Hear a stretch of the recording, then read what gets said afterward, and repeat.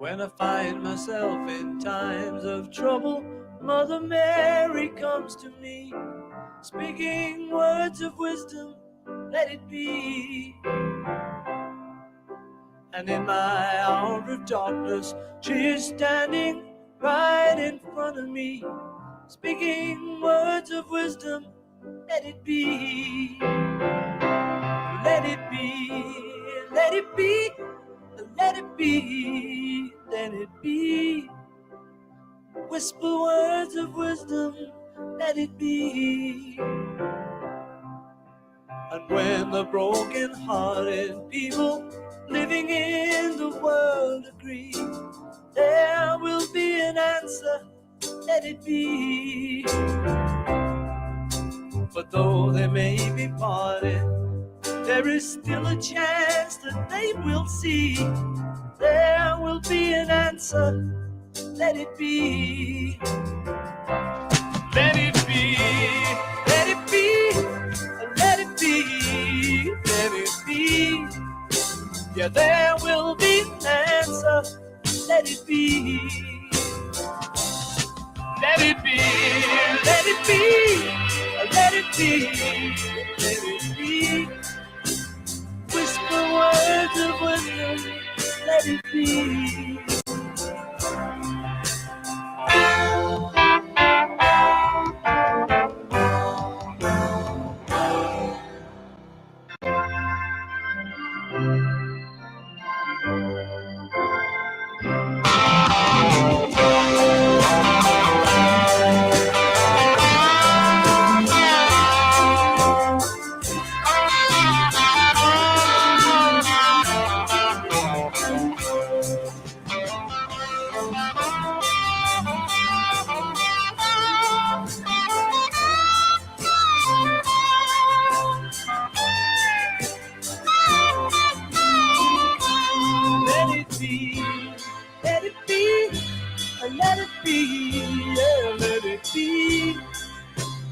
Whisper words of wisdom, let it be. And when the night is cloudy, there is still a light that shines on me. Shine until tomorrow, let it be. I wake up to the sound of music. Mother Mary comes to me, speaking words of wisdom, let it be. Yeah, let it be, let it be, let it be, yeah, let it be. Oh, there will be an answer, let it be. Let it be, let it be, let it be, yeah, let it be. Oh, there will be an answer, let it be. Let it be, let it be, yeah, let it be. Whisper words of wisdom, let it be.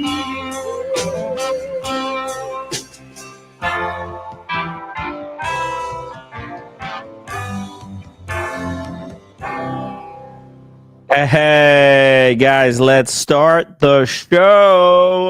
Thank you so much for everybody who's already upvoted, and huge shout out to Chris for becoming a member. Hey man, I really appreciate that. Look, JMB, you got him. You actually convinced someone to become a member.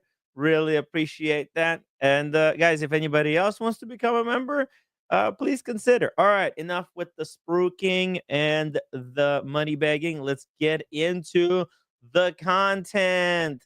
Yesterday we watched the Tom Brady auction. If you missed it, I highly recommend, guys, go back to yesterday's show near the end. I think the last an hour and a half or something like that. We did a live auction viewing. It was wild, and what was revealed is how weak Richard Mille is in the current market. If you're a Richard Mille owner and you were hoping to make return on your investment, you should dump it. You get out of it, because even Tom Brady was barely able to break even. So yeah, watches are not investment, and especially Richard Mille. And of course, if they keep making stuff like this, get this, guys. I did not cover this because, man, this is one of the ugliest Richard Milles, but yet they released another one of these RM032. This one actually has an interesting function. The crown, on the crown, there's this lever, very similar to the ones on JLC master compressors. But on the master compressor, you turn this thing on the crown and basically makes the watch water resistant. Basically, it locks the crown in. You don't have to screw it in. You just do like a half turn, and boom, the crown is locked. Well, in this case, when you do this half turn, it locks both the chronograph pushers and the crown. So I guess it's kind of sort of interesting, but the watch is completely unwearable. It's one of the thickest Viking things I've ever seen. And they went above and beyond to make sure it's very ugly looking. And you know what? The more I think about Richard Milles and how you can't change the straps on them, the more I think like, what the f? Like, for real? Why did they have to make it in such a way that you yourself at home can't change the strap? Like, I think they give you two straps. See, they show it on on the yellow one and the black one, but to get it changed, you have to bring it to RM. Like, they don't trust you with chain straps. And it made me realize that this is how they get people to keep coming back to the boutique, so that they can sell them more investments, I guess. And yeah, the whole thing is just I don't know. I was really put off by the whole RM situation. Let me just bring up here the auction from yesterday. It was a disaster, bloodbath. Well, Tom Brady he made more money, I think, on the IWCs that he flipped than on and the APs. Believe it or not, APs held strong. Rolex in particular. Look at this Batman unworn. He basically quadrupled it in price. Whereas the RM and Baby Nadal, people would trade their firstborn child for a watch like this in the past. Now Tom Brady could just get his money back. So tough, very tough market, guys. Do not buy watches for investment purposes. It's not going to do you any good. Let's see who we got in the chat. Web One, welcome to the show. Thank you for the early upvote. Dave F451, JMB. We got Goldfinger. Funny title. Thank you. I mean, listen, RM. It's one of the most controversial watch brands out there, and unfortunately, I think there's a really big decline in wristwatches above 100K. There's too many of them. Like, think about it, guys. Richard Mille makes 5,000 watches.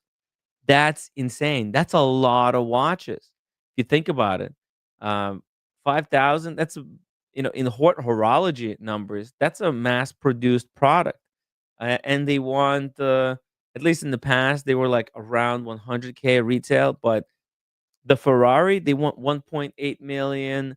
Some of their tourbillons, they want like 1 million. They really gone up in price, and I really feel like people ran out of money, and Bitcoin is doing so well that people would much rather put their money into something they don't have to pay thousands of dollars to service. Tim G in the chat, RM7201 on the list. We'll get something something. No, Tim, skip it. Don't even bother, man. Do not get the RM. I mean, unless you really want it to like wear and have fun, then it's okay.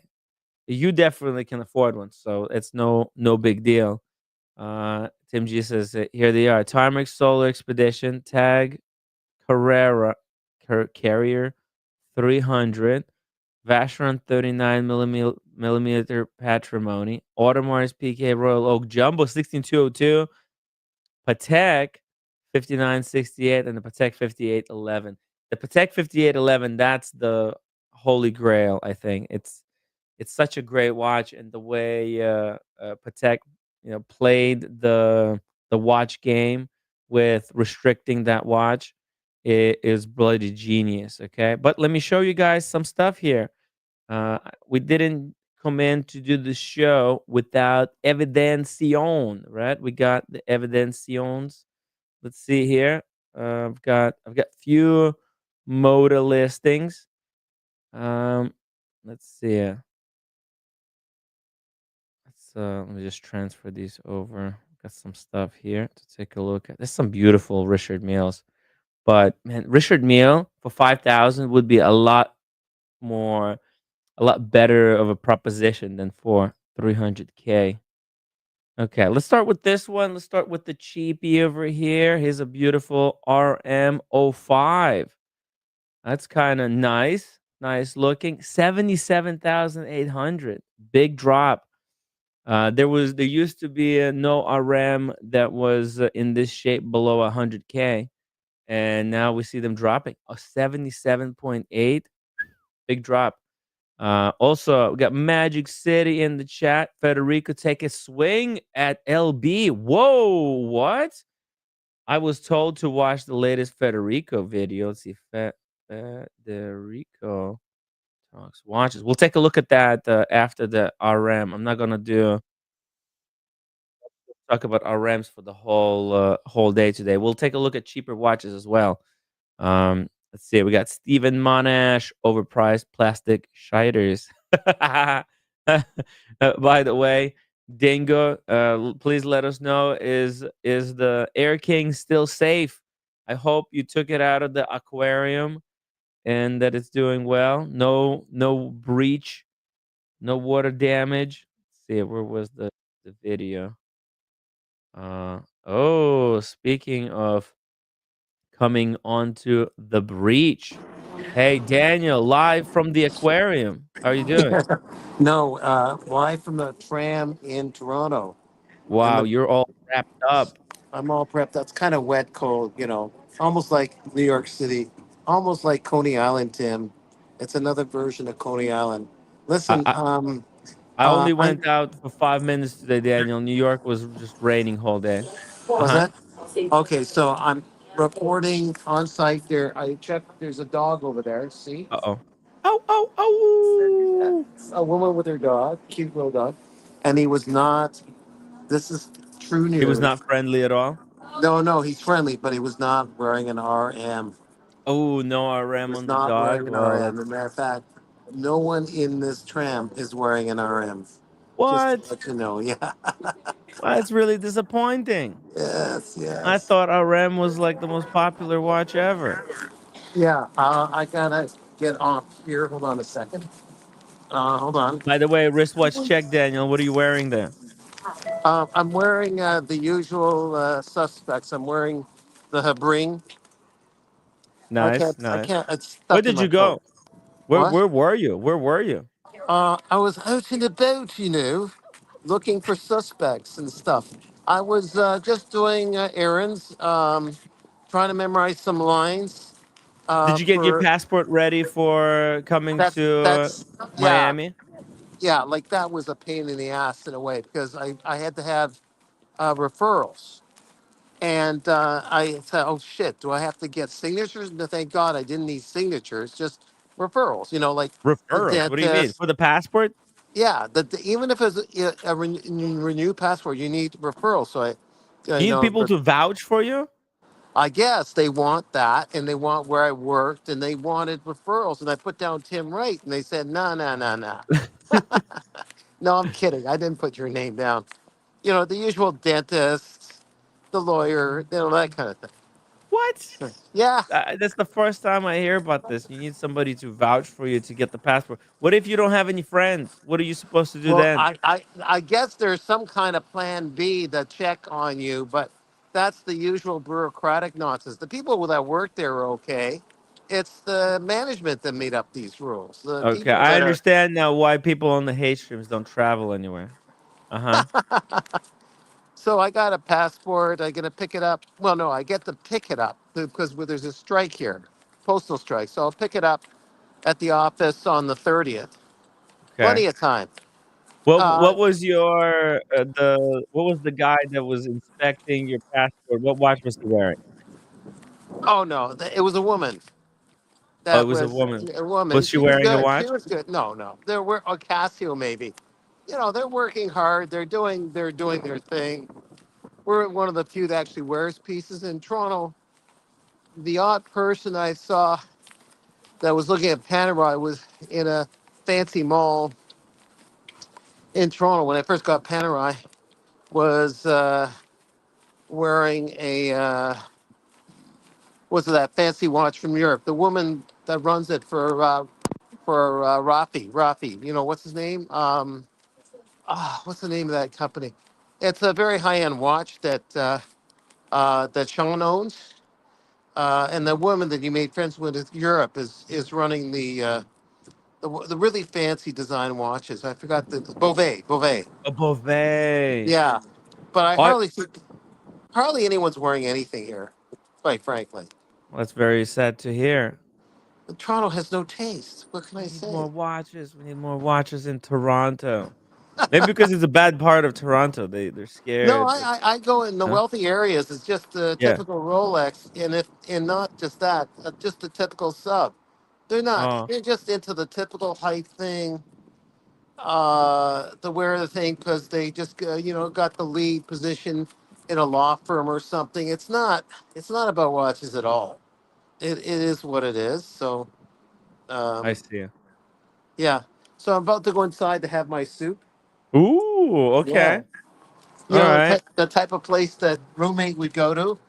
So yeah, It, just for a it's a quick, perfect weather for some amazing soup. Which one are you gonna get? The just chicken a noodle, rice noodle soup rice noodle with bok choy again. I'm bok choy with freak. bok choy?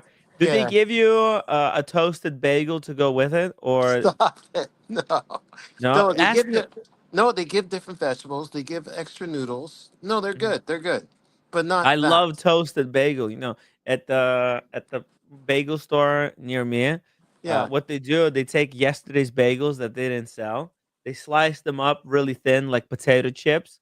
They toast them in the oven, and then if you order soup, they give you these oh, bagel nice, chips. It's great. delicious. Okay, okay, I gotta go, or else I'll get Okay, killed. Okay, so okay, talk to you Daniel. later. I'll get killed over soup. Okay, bye bye. All right. Amazing, amazing. I could really go for some soup today. Maybe tomorrow. I'll take you guys for some soup. Maybe. Let's see it. Some RMs. We got a few more over here to take a look at. Now these are new models. Uh, really high demand kind of stuff. The one on the left, the 6501 in rose gold.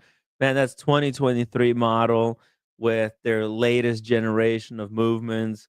279. That's basically retail. And unfortunately, you need to be Tom Brady or some type of a celebrity to sell these. It's just not moving at all. And we got this what is it? Oh, RM 1103. This is the third version, 2021, 242,000. Stuff like this in the past would go for 800,000, and now we see them drop as the Opus time would say. Let's see, do we have a few more? Oh yeah, I got another one. This is a sexy one actually. Let's pull this up. It's another baby in the doll. But this is RM 035, 38 mil. As you can see, it's a lot smaller, really wearable. 173,000. In the past, a baby Nadal would go for a million dollars, but now it's just people are getting rid of them. There's a big pump and dump going on RMs. People who decide to keep them are probably going to be stuck holding the bag, unfortunately. It's a really sad reality of the Richard Mille. Maybe let's see. Let's see. You know what I would like to do is go on watch charts and see what the performance of Richard Mille as a brand is like. Is that a possibility? Yes, it is. Let's see. Let's see watch values. How can we get a chart over here? Let's This, by the way, this website, watch charts, is probably responsible for not the rise of the watch market, and then the downfall of the watch market as well. Because um, at that time when this website was created, watches were kind of going up. There was a lot of newfound interest, and this website was used to show people um, how watches are good investment. And then when basically people ran out of money because they already spent them all on watches, and market started turning, the website was used to show how you should get out of watches because they're dropping in value. So it's a double-edged sword. Knowledge is a double-edged sword. It could help create something and then destroy it. See, how can I see? Like a chart. Is there a Richard Mille chart? Man, I'm not smart enough to use this website. Buy a watch. Watches for sale. Richard Mille. Let's see. Let's go back. I'm doing something wrong here. Um, there's overall market, man. Overall market is dead. AP, look at this. AP fell 7.5%. Oh man. This year, 5-year trajectory. There we go. Same thing. 1 year. Been dropping for 2 years. AP has been dropping. That's just crazy. 23.4% drop overall. Cartier, even Cartier actually looks like it maintained. It's just a 0.04% drop. Look at that. Cartier, it's much better graphic. Let's see. Rolex. See Rolex. Rolex dropped, but not as bad. Again, not as bad. It's only dropped by 1,000 in the overall market, but the whole market. Let's see the entire. Oh, I have to log in.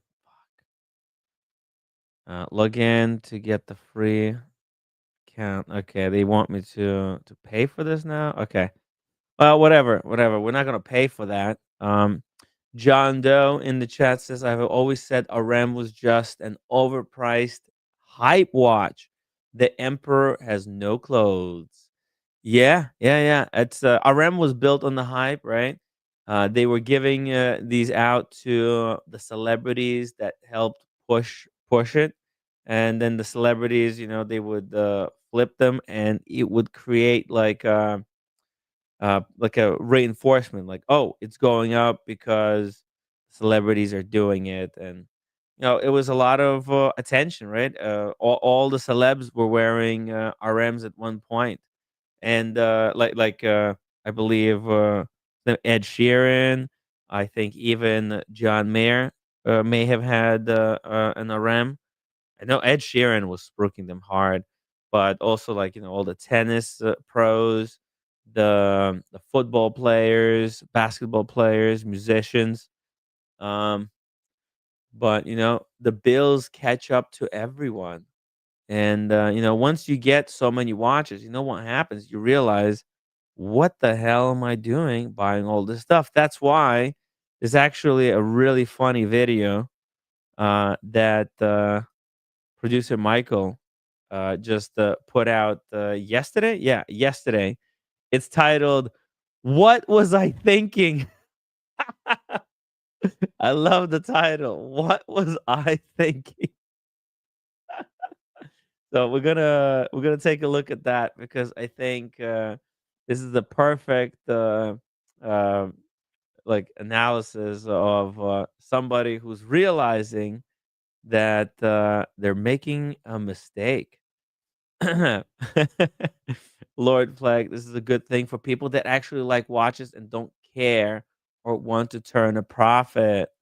100%. The hype is not really a good or a healthy thing.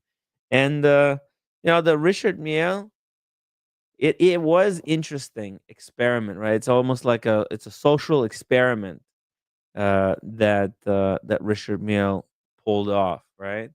creating a watch that was so expensive, yet like it was probably so cheap to manufacture them compared to what they were selling them for.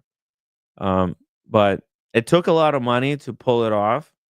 But man, the dude was connected, and it worked. It really worked for a while. But it's really, for me, it was what really exposed Richard Mille is when Konstantin Chaikin made a thinner watch than the Richard Mille, the Ferrari, right?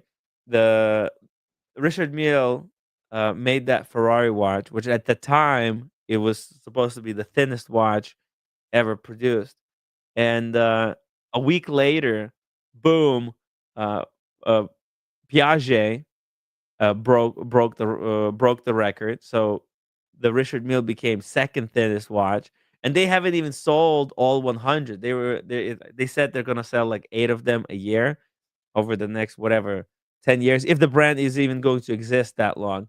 And then Piaget was beat by Konstantin Chaikin this year, so it's really hilarious to see that. Hey, Magic City, welcome to the show. Good evening, guys. Hey, Magic City, how you doing? All good, all good, all good. I enjoyed the show yesterday. Oh yeah, yeah. Yeah, That it was was a fun. lot of It was fun. fun. It was a lot of fun. I didn't make it till the end, but I had a great time. Yes, it was nice, nice, nice. Yeah, Yeah, I and spent way too many hours doing these things. nah, it was good. It was good, good, good, good. All good, good, good. I have to say, I had to. I was watching the show and I saw producer Michael, Hmm. and you were talking about. I was talking about Federico is Yes. YouTube. So I said I have to bump on because I both saw these videos today. Interesting, very interesting. Yeah. Oh, yeah. Okay. So Yeah, let's I watch said I will the help you. producer Michael. We don't have to watch the whole 30 minutes, but I think the No, first.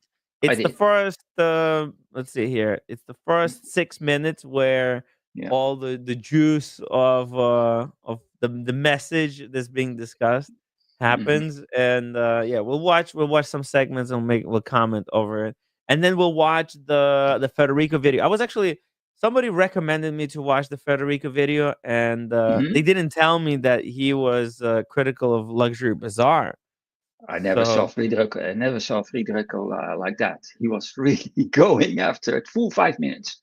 His full video only about luxury bazaar. Wow. man, maybe we'll watch Federico first. Should I run a quick No, no, poll? just No? producer Michael was fun too because the happy jewelers, that is something special. My God, these guys are, yeah, I don't know, but they still live in the hype. The Happy Jewelers, yeah, they're kind of watches are not an investment, and No, these guys, they deal with certain really wealthy clientele, right? yeah, They're near Rodeo Drive, right? Somewhere in that area, Beverly yeah. Hills, or where are they? No, they are in Anaheim. Anaheim? Is I that think far from Rodeo? uh, that's I'm not that familiar. I drove one time to Disney. I remember 1.5 hour or something like that. I'm not so familiar with it. It's my Mm, guess. 1.5 hour, 2 hours. In traffic, it's even more. It's mm, tough in traffic in LA. That's what I remember. mm. Yeah. Okay, well, let's watch the producer Michael stuff. The video tells what Yeah. was I thinking? It's as producer Michael becomes self-aware of Hmm. what is going on. All right, let's watch this. So last time I was here, I bought two watches. Don't know why I bought them. It was about 4 months ago. Haven't worn either of them. They didn't tell me I was an idiot for buying them. They Okay, let's just pause it He right there. talks strange. Eh? Do you listen that he's talking different? You know why? Why? Oh, he took all his Yep. teeth out and new teeth in. Oh, He, t- what? he took all his teeth out. He went to a dentist Oh who my is god. also a watch collector because the dentists make so much money. They have to Yeah. put their money somewhere. And he have all new teeth. Oh my Complete god. redo. Yeah, that's why What? he talks different. Whoa. That's wild. I Very mean, noticeable. Yeah, yeah. mm. Peter Marco look. Yeah, this is correct. The Peter Marco look. I mean, like, is that he seems too young to do that? Why would he? Did he explain like what was it just because he That wanted to look cosmetically I better don't know. or I don't know. And he have another wig. I don't know. It's a wig, huh? I don't know. It's Yeah, this. is All right. the people who these whatever celebrities. I It's very I'm strange. always with my wife when I watch something with my wife. She Yeah. noticed, hey, that's this guy have a wig because we're talking about Vanilla Ice yesterday, Hmm. and he has a wig under his baseball cap. He have even a wig under that to look like he have still some hair. You will be surprised, but Wow. this is not real hair. What do you have? No, Wow. This is a notice. wig. I mean, it doesn't look. Look, my hair looks like a wig, but this is because I don't style it. But some of these celebrities, I think, because my hair looks freaking insane, and I think that they just like me, and they don't No, really take no. care of Mr. it too Michael much. is another. Yeah. Yeah. Mm, So now everyone is looking at his wig. mm. That's fascinating. He's 66 years old. Hmm. So yeah, he's look. This is a lot of people in like Hollywood. They do all the cosmetic surgeries, all Yeah, the yeah, plastic surgeries. They do hair transplants. Hey, even Adrian at Luxury Bazaar yeah. went to Turkey and had Turkey. the hair transplant. It's cheap. Oh, It's cheap. Very cheap. Cheap, cheap. and also, Tim Masso mentioned something really strange on Tuesday when he was doing a live stream. Hmm. Because last week, Tim on the live stream was wearing a hat, like a beanie. And Hmm. people were saying, like, hey, what's, with the beanie? But he didn't mention anything Hmm. about he didn't like answer any questions regarding the beanie. And then uh, this time he said, "Oh, no hat today," because somebody asked like, "Hey, what happened to the beanie? I like that Hmm. look." And he Hmm. answered, "Oh, the head is all healed up." So Okay. I wonder, Okay. did he get it like a hair transplant? Let me see. 1916 company. Am I going crazy? Let's see. Let's just see here real quick. Shout out to Dingo Dave, Yeah, sure. Shout out to Dingo Dave, the legend. the legend, the uncle Okay. of the channel. Yeah, okay. If you look here, I mean, I don't it looks shaved, but I'm not sure. I'm not sure what's going on. What I don't know what he meant by my head all healed up. Hmm? Anyways, it's a very interesting. I wonder if we could like compare Tim Muscle before to now. Let me see if I can pull up a live stream from a couple of weeks back. Let's do. Oh yeah, yeah. So just so that you guys know what I'm talking about. 1 second. Normally, after the procedure, they are shaved. Yeah, see here, Wow. he was wearing a beanie, right? This was 4 weeks ago. Yeah, and let's Wow. go. No, but he had some decent hair. Okay, look, I went back. Look over here. Boom. I mean, he's got you know, Ah, it's right. It okay. doesn't look like he has any hair problems. He looks No, fine. I don't no. know what he meant by Bizarre. it's all healed up. Yeah.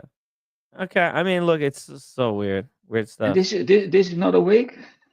Yeah, it's also Oh, possible. Tim, you think he's wearing a wig? Yeah, No. yeah, you. Think? Hmm. Mm, yeah, I don't know. I, I It's. I'm always guessing.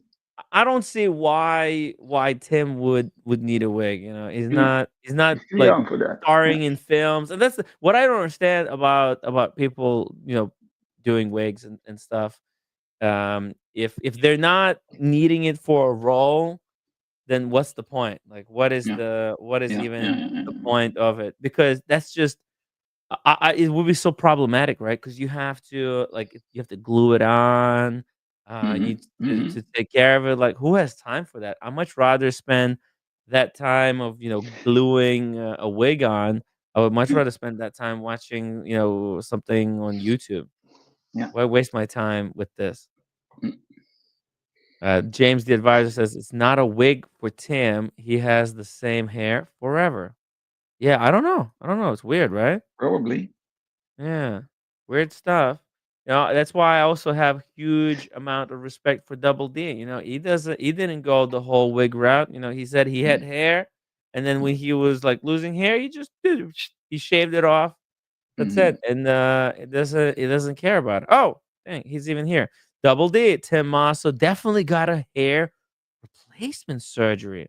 I said that when he started wearing the hat. You could Mm-hmm. tell, but why? He had decent hair, unless I don't know. It's Yeah. so weird. Hmm. Well, we'll see how it grows out. Maybe he's just he's got a lot of money. Probably the 1916 company is doing really well. He's one of the people on the board of directors there or Mm-hmm. whatever. Right? He's a big part of the company. He's got a stake in it. He's got money. He's like, well, what is he gonna spend it on? And maybe he decided to go with like some kind of hair work. Here in my Miami, it's about 10K for one treatment. 10K. 10K? 10K. Yeah. Wow. That's a lot of It's money. not cheap, 10 and that's why they go Yeah. to. Uh, Hell no. if I remember well, going to Turkey is 3 to 4 thousand euros or so. Oh, in Turkey. Well, that's why Yeah. Adrian of Yeah, Luxury that's just why went. you take a flight is still cheaper, and also for the Yeah. teeth, they go to Turkey. It's way cheaper to reconstruct your teeth. Mm. With the teeth, I might have to do my teeth Hmm. someday Hmm. because I grind. Eventually, I'm gonna Hmm. have no teeth left because I just grind them all down. Uh, Hmm. Hmm. yeah, I might have to do it just because I have no teeth left, but I You would should never less do it. grinding to a roommate. Okay, that will help. Well, I grind because the roommate, she just, puts so much pressure on me. All the It's all included, Tim, in the Mhm. package. Yeah. I wouldn't be grinding if the roommate was a lot more relaxed and chill and just nice, but she's, Mhm. she likes to put me through a ringer. But anyways, let's keep I going have here. to I have to sit now because there's a chance my wife is watching, so I have to. Oh, I sit. I pass on this one. You never know, eh? She like to watch the channel too, so oh yeah. yeah, yeah. Then when Uh, after I was in the panel, I go back. She said, "Oh, you were doing this well. You didn't do this one. You have to be less with your hands in your face and eating." She said, "One time I eat a dessert." She said, "No, that's a no go." what? They Yeah, don't yeah, care when people eat. This is a live stream. It's not a yeah, professional yeah, yeah, yeah. production. It's Okay. I purposely, in fact, we need to drop the link for Daniel. We want to see Mm, his soup. mm. Which one he ordered Oh today. yeah, with the spinach. Let's see. Yeah, I hope it's not the spinach again. yeah. It's not a professional production that we have to do stuff perfectly here. It's kind of Okay. it's real life, Compliment you for know. Mrs. Magic City. Thank you, Dingo. Yeah. Awesome. Let's see here. Spunky Hunk says Magic City has emulated producer Michael. He's a young man who has cleverly fast tracked his career to the boardroom by adjusting his appearance to win favor and expedite his role. Yeah, I don't think anybody gets hired based on their appearance unless it's for some kind of a role, Mhm. in He's a producer, and he was a drummer before in a band, in a British band. And he then he was started some producing for music for Mhm. artist. I don't know. I don't remember which one. He's in real life. He's a producer for music, And he did also produce Miss Universe beauty contest, something like that. Yeah. Miss USA. He's in that kind of business too. It says he was also producing for Willie Nelson, Yeah. Engelbert Humperdinck, and Engelbert Humperdinck, yeah, favorite of my and, mom. Glenn Campbell. He was Glenn hired as Campbell. a resident producer at Hansa Studio in Berlin, Germany, when he was Yeah. just 19 years old. Yeah. He was a drummer for a European rock band Tidal Forces in the 90s. Yeah. Married a woman named Sasha in 2008. Interesting. Interesting stuff. Okay. Nobody told yeah, he made the fatal mistake of buying watches that he doesn't wear, and Yeah. then he realized, "What am I doing? What am I actually doing here? Why am I buying Yeah. all these watches that I'm not wearing?" I So, think they let consign the watch to him. They give him the watch. They make a uh-huh. deal. You come back. We gave the same price, so it looks like it's a solid investment. And you come back for another video, so they promote. It's very smart marketing. What's going on in the next few minutes in the video? Y Very yeah, smart but marketing. I think they did that just for the producer, Michael, right? Because Yes. they're on camera and Yeah. they know millions of people are going to watch it, and if they Yeah. watch it and, they will, feel a little bit at ease that, "Hey, if I buy the watch and if I didn't like it, I Yeah. might be able to come back and return it," but they're not gonna do this type of favor for anybody else. No. And especially, they're not gonna do it if they're not on camera. So let's see, let's dig in. Encouraged me to buy them. Let me see if I'll take them back. Gabe, Danny, Yes. How are you? Hey, do you welcome remember back. these? I Of course I do. You do a lot of things here, Michael. Yeah, you do. You do a lot of things. Okay. For the record, I didn't sell him on him. He forced himself to But buy you them. you didn't tell me I was an idiot. Like the No, one Yeah, you didn't tell me I was an idiot. As if sales associates are going to tell you, "Hey, you really don't need these things." You didn't tell me I was an idiot. This is good. This is really, really good. You should stop. The sales associate should have stopped him from buying this stuff. How many watches do you need, Michael? Think about it. You have a problem. You got 10 watches at home that you're not wearing. You're gonna add 2 more that you're not wearing? that I really No, wanted, you for told me I sure. was an well, idiot. these ones are like they're actual watches. They're good items. Let's You know have a what I mean? The rainbow AP. Ooh. Yeah. Listen to the next story. Wow. Here we go. This The is sales guy from Happy Jewelers is gonna tell yeah. after Michael bought or Uh-huh. borrowed or whatever this watch. They gonna say that they had 10 requests for the same watch. Listen, Yeah, I mean, look, there's a lot of people without taste out there. Oh yeah. this is how exactly. I powerful the actually channel regret is. selling that back to you. Do you still You know have what's it? funny is after that video came out, I had probably like 10 different people reach out to me and ask for one. Really? I'm serious. We sold it immediately after you sold it to us. Yeah. That's why they're doing him a favor. That's why they'll take the watches back, Yeah. right? They're because this stuff that's unsellable. I mean, who's gonna buy that type of an AP Mm. unless they're producer Michael fan, right? There's no reason to get that thing. It doesn't even look factory, to be honest. You look at this AP, it's so. Let me just go 10 seconds back. Here, yeah, look at that. That's one of the ugliest It's APs I've ever seen. I don't even think this is factory. Look how ugly it is. no. Especially if you look at the bracelet, you can see that each link has different stones in it. Kind of, it's a very abrupt transition. It's not smooth. I think this is aftermarket. What's even worse, and they said 10. They had 10 of 10? these. Yeah, where Wow. did AP make 10 watches like this? I don't remember because I follow AP releases pretty closely, Mhm. right? And I look, we can go to AP website here just real quick, And yes, AP does have some stuff like that. That's that Mhm. okay. These are the closest that they come to that one, right? Yeah. But if you look at this one, right? Look where the bolts. You can see the iconic AP bolts, right? Mhm. At the on the bezel. Yeah. Whereas if we go back here, there's no bolts. Oh, they bust All it right. out. Now I don't think AP does stuff like that. No, All right. you have This reason. right. We go back here. Here's AP. Like Yeah. okay, we can look at a different example. Okay, even look full pave.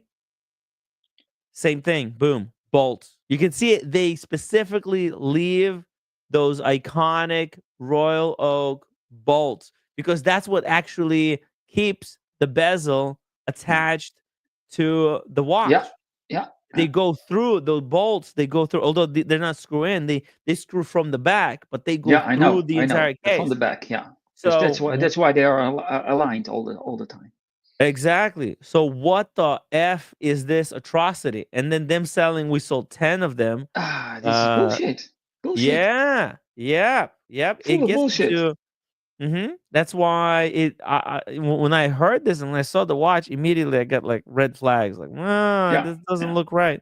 Every watch, every AP that you look, that has diamonds and is authentic has the Yeah. bolts remaining Yeah. on the dial. Look, every one. Yeah. Okay, here goes another one. Okay, so this is almost like a fake watch. Funny is, after that video came out, I had probably like 10 different people reach out to me and ask for one. Really? I'm serious. We sold it Really? immediately after you sold it to us. Yeah. Well, maybe you have to make me one. So producer Michael helped sell 10 basically Frankenstein watches. Okay, remember this guy? Yeah. Of course. the Cartier Unworn. Pasha Sea Timer. Beautiful piece. I mean, Gold I went love up, this. Gold so went it's up. good. I'm glad we're taking it back Oh, as the same price. wait. The last time he came, gold was $2,000. Now gold is at $2,700. I think By the way, I heard guys from some reputable people. Now this channel is not financial advice, but I heard that for true financial investment, gold is pretty good right Yeah. now, especially. Yeah. Supposed to be doing really well. Mhm. So yeah, let's keep going here. I think I should renegotiate things, right? And then this one. Beautiful Roger DB. Oh man, I I mean, can't what a believe he's piece. giving this one back Yeah. too. Wow. I'm sad you're giving Yeah. that one. Yeah. That's that's- just not me. Yeah. And he paid Yeah. what, 5,000 for this? I paid 7,000. Yeah, 7. Okay, I cool. just I don't know why you're even giving that one back for Because I'll 7 never grand. wear it. But I think you will. Well, I never have. I know, but that should have been your Dubai watch. No. Like Roger Duby, Roger Dubai. You've been drinking. Yeah, right. Do you feel the weight of this one? Let's So if see it. gold's gone up by 800 a gram, and this is Pasha Gerald Genta design. Mhm. It's a little bit. I'm not very keen on these. I'm not a huge fan of the center links, but it is an iconic design. It's not in fashion right now. Mhm. This watch, 20,000. It's a lot of money, Mhm. but I think actually this is pretty good value, all things considered. Right? Cartier is doing Yeah. good anyway. Also in the auctions. I don't know if you the Philips auction last Saturday, the Cartiers were doing the best compared to all the other watches. The Cartier is really hot. I can tell Ye- you. I can tell you a story about Cartier.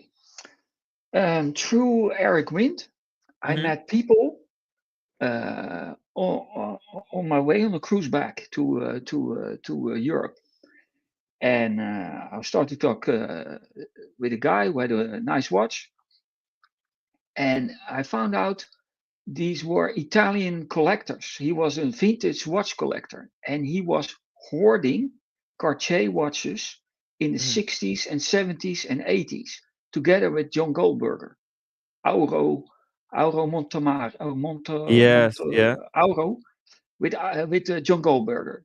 He Yes. was the closest friend, or he's the closest friend of John Goldberger. These guys are loaded with vintage Cartier watches, which they are selling now, putting on the market, and they have a beautiful retirement from that. They live a fabulous lifestyle. He's living in Boca. They do it the Italian way. This is what they told me. They don't own anything. They rent everything. They yeah, they only rent houses. They in Italy you have two economies. You have the official economy and a cash economy. They totally live in the cash economy with renting and not owning anything. And they travel with their watches and they sell. When they come over here, they Yeah. bring the watches to Eric Wind, vintage Yeah. watch sales guy, Yeah. and they have cash. He showed pictures of his collection. I think it was 300 vintage Cartiers. Unbelievable. Whoa. And What? Goldberger have probably even more. They live out of this. This is their retirement. Very nice John people. Goldberger, he's a genius in in wristwatches because he, in a way, foreseeing what's Mhm. happening today, Yeah, and but all this what he's done could only be done if you had a lot of money back then to buy up the Cartiers, to buy up those really extremely desirable Rolexes in the past yeah, for cheap. But even back then, cheap wasn't really cheap, but you still had to have a lot of money. People were overlooking it, and then he wrote all those books, right? Which I mhm, don't know. He definitely had a lot of help. Uh, with other people from other people to write those books yeah, because and they used the book. They basically what they did, they created the provenance and yeah. then waited and then cashed in on the provenance that they themselves created.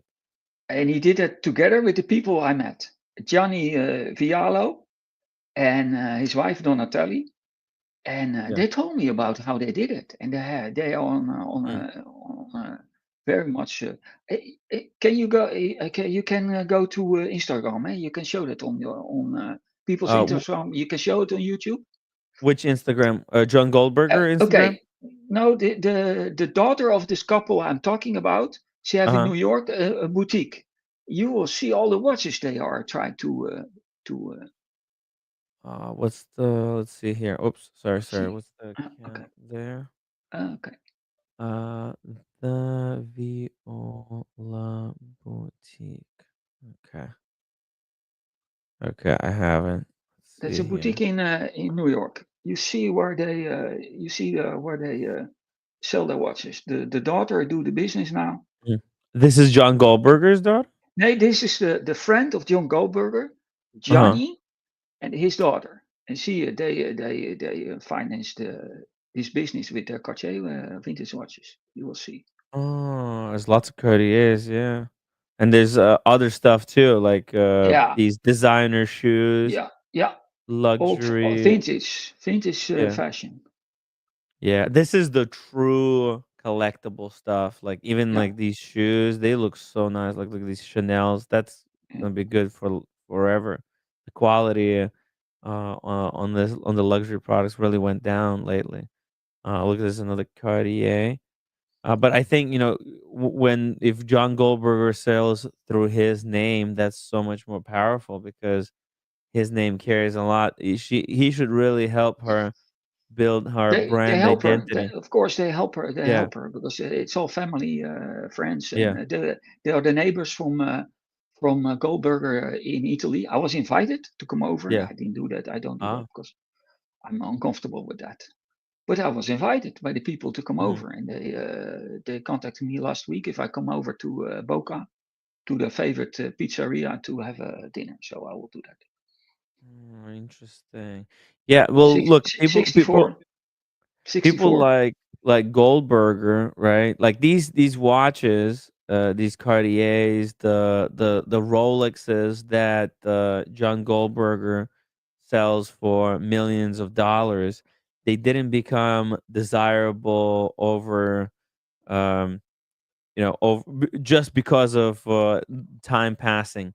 They became Hmm. desirable because people like John Goldberger, they take the role of like a tastemaker. They Smart said guy. that these are valuable. They created provenance to Mhm. support the value, but then it's all imaginary. But people value it because they respect Goldberger, Mhm.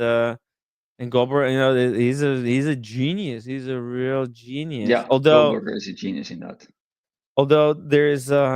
there's a lot of authentic stuff that Mhm. he sells, but then there's some stuff where they're involved with that's kind of there's that he's being accused of a lot of like Frankensteining stuff and Mm. manufacturing actually like vintage watches by basically Frankensteining old watches, because they have, like you said, like if they have thousands of vintage Cartiers or I like think so. Piagets, I think and so. then what they could do, they could take their archive of watches and they can kind of build perfect pieces Mm. from them that Yeah. that kind of fit people's desires. You're a girl obsessed with, let's see what it said, Cartier. Yeah, interesting. Lots of stuff. So look at this beautiful Cartier book, like a catalog with all the Yeah. different shapes. So cool. Cartier is such a classy brand. It's good that they're coming back in a big way, Look, but there he is, the friend of Goldberger. Yeah, the last picture on the this is the bottom. Viola. This is the Yeah, guy. Viola. It's, This is it says Gianni Viola, and it was in '68. He was already hoarding in '68.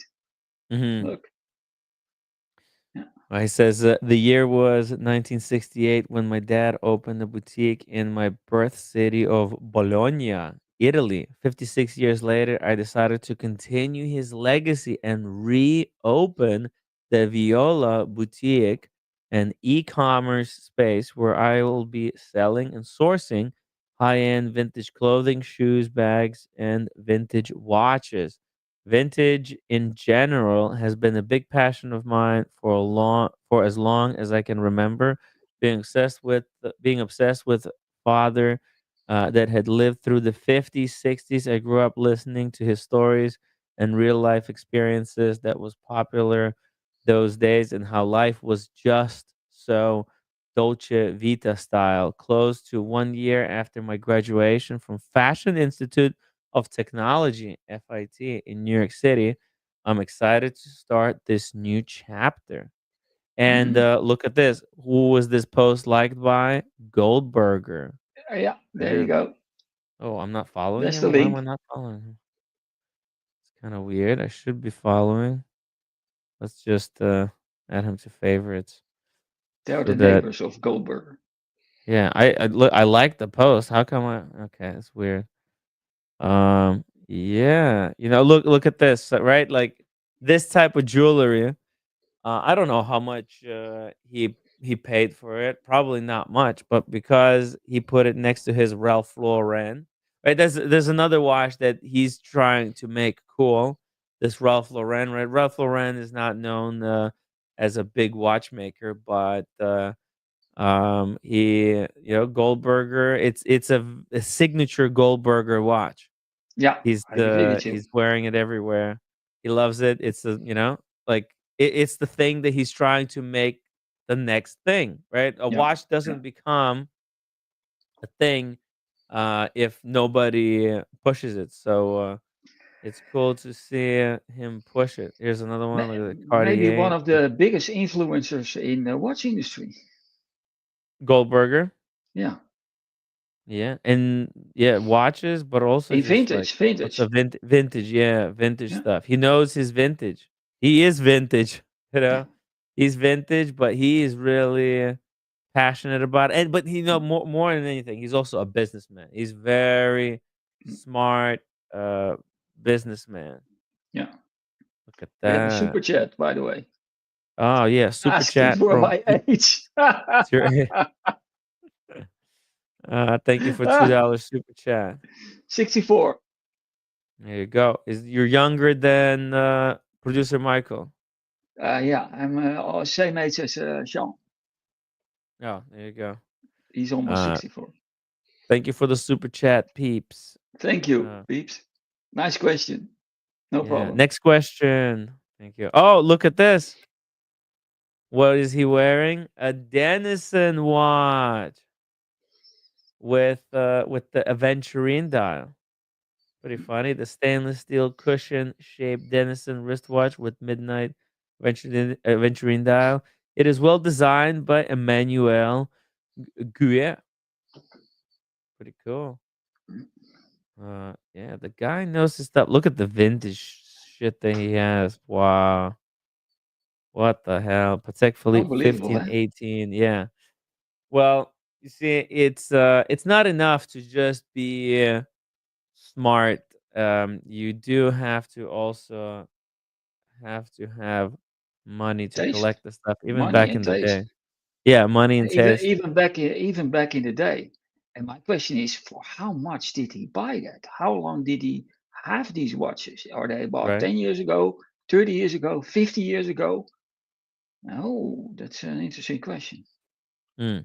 And these guys, like, they're, he's connected um, with Ben Clymer, Hmm. and Ben Clymer, being in charge of Hodinkee, right? They can, Hodinkee and these platforms, they're very powerful Hmm. at like creating prices and justifying prices for Hmm. certain stuff. Like, for example, like this Patek Philippe, right? That Ben had, right? This sold for like almost 200,000, Hmm. right? But I wonder how much did he buy it for, right? How much did he buy it Yeah, for? yeah, And yeah, then obviously, like, how was it justified to pay a price? Because yeah, it's great, right? It's a good looking Patek, but it doesn't look like a $200,000 Patek, hmm, um, right? But they created certain justifications. They knew how many of these existed in the past, right? And they're like, well, because it's so rare, right? It's rarity. There's certain things that they highlighted, right? The crown. Oh, there's only so many of these with this type of crown. Blah blah blah. It is really, working on a different level to create justification for this, and then people who follow them, they all subscribe to these justifications, yeah. and yeah, and then they pay that premium. I'll let you know next time when I go to meet them. Mm, The friend of Goldberger in Boca. Maybe in the next few weeks I will meet up with them and go to their favorite pizzeria because they're really Italian, like Italians can be. And mm, I will report it. I will tell you. mm. Yeah, definitely let me know. Getting back here to Yeah, the producer Michael, the Cartier. Obviously, this is not a vintage one. This probably will never be anything super collectible because there's probably too many of these out there, right? yeah. So, let's see if how producer Michael gets his money back. Very How heavy is clever. it?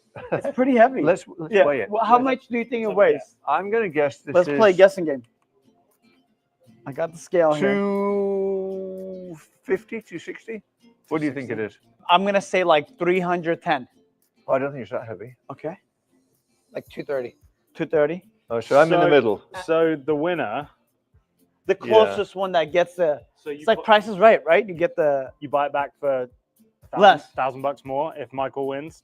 Yeah. $1,000 less if you win. Yes. Let's do that. What did you say it was? I said 320. I said 230. I think he said, okay, 310. Anyways, they just skipping Can this the segment. counters? They ended up, it weighs like 250, So right? money back plus a grand, and then this one So going up 282. like 6 grand. But If that you want has to, nothing. really do it based on gold weight, But they did this gamble Yeah, game, and he got he another forgot. 1,000. Yeah, he got 1,000 for for the No, gamble. no, I'll we buy won't based on do. We gold, won't do right? that. There's a movement in there too. Yeah. Okay, so I'm happy. So Okay, good. money back plus a grand, and then this one 7. So you have 70, 30,000. 72, 30,000. $30,200. Okay, Yeah. there's plenty. Actually, I do want to show the Roger Dubuis over here. That's the other Mhm. watch that he bought. That's an interesting type of a piece. As you can see, it looks kind of like square Frank Mueller, a little bit like Cartier as well, right? Yeah. Kind of a good looking watch in a way. You would need a bigger wrist. Reminds me of Cubitus a little bit as Yeah. well. It's not a bad watch. Not a bad watch at all. Only Yeah, 28 made. yeah. Unfortunately, it's just there's so many watches out there, right? Yeah. Yeah. There's so many watches. You can't wear all of these watches, at one time. Yeah. Yeah. So, I'm not sure about the pattern on the back, right? Because I like the Roman numerals and the dial, but it looks like it's printed on a kind of a carbon fiber, Yeah. and it's a little bit of like sport. It's a sports with dress mix. Too modern. Yeah. Yeah, too modern, exactly. But what is he gonna do with this money? Okay, he's gonna be able they're gonna give him basically for the Cartier, they'll give him his money back. They said, and now he's trying to do. No, no, I'll we buy won't based do. on We gold, won't do right? that. There's a movement in there too. Yeah. Okay, so I'm happy. So Okay, good. money back plus a grand, and then this one 7. So you have 70, 30,000. 72, 30,000. I wonder, did they say that they're giving him money back for the Roger Dubuis?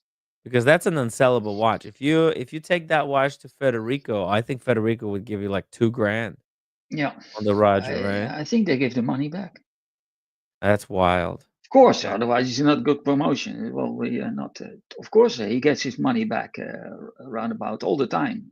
Because if he take a hit, it's not advertising. Mm. $30,200. Okay, Yeah. there's plenty of things that you could buy for $30,200. I'm feeling that these are expensive in here. Am I right? Yes. Yeah. Let's Should- look. Let's look in the counters. Okay. So these are the cheapies, right? No, they're not Wow. cheap, but look at the selection. I already see something that has caught my eye. Can you guess what it is? Now, this is so ridiculous what's going to happen here because Mhm. oh man, Magic City. This is Mhm. you have to listen to the language, guys, very carefully. What happens next and how there's a lot of massaging going on.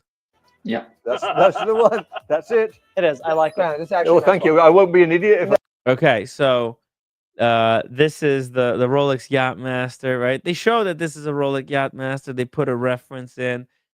This is nicknamed Tutti Frutti, and that's what I thought it was as well. Tutti Frutti or gummy bears, not sure. Mhm. But okay, listen carefully, guys. Let's see who can catch it. Let me know in the chat if you spotted what No, no, they okay. said. No, this one is actually, it's a nice watch and it suits you You know what's perfectly. funny? We talked about this watch like a year ago. Me and you, we talked about it. right. Yeah, we I did. remember that. And I'm glad you didn't buy it back then Why? because it would have been a lot more. And if you would have sold it now, it would have been, I'd have been hurting. yeah, you'd be What do hurting. you think? That's a Vegas watch. It is a Vegas watch, right? I think it's an everyday watch for Michael. And it's complete with box and papers and everything. Box and papers. Wow. It's, custom sapphire bezel, custom pave dial, but the work on it is immaculate. It's good work. Look, I mean, that watch factory is going to cost you like 130, 140 grand. Is it really? Yeah. How much is it? Don't worry, we'll figure something out with the trades. yeah. So it's I'll give you a decent aftermarket. deal. Don't worry. Does he have, Here's Yeah, it's a custom. It's Like, aftermarket. but they're so casual that I think people who don't understand the terminology Yeah. custom, and then they say, well, oh, the factory like this one Yeah. would cost you so Yeah. much more. Yeah. And this is the word. This is what I Yeah. hate the most about customization, right? We talked a little bit about customization, I believe, yesterday, right? Yeah. About Yesterday. how I like it when watches get customized, but when they Mhm. get customized to look like a more expensive version of that watch, Yeah. that's when it basically becomes a fake. It's Yeah. like taking a black dial Submariner with the black bezel Hmm. and making it into a Hulk, and then saying, "Oh, it's a custom. It's a Yeah. custom dial with a custom bezel." Yeah. Somebody who doesn't understand nomenclature could just be like, whatever that means. They don't. Okay, but the seller, could come back and say, "Well, I told you it was custom. You didn't Yeah. say it was like Yeah. not how the watch was made." Yeah, My offer. You ready? and get this. I'll give you these two. And this is why I think it producer Michael is going to try and get this watch. I mean, what a disaster! I think he didn't understand what any of that meant. He just listened to them say those words. Oh, it's custom and factory, this, but he wants to get the watch. He's going to trade those two.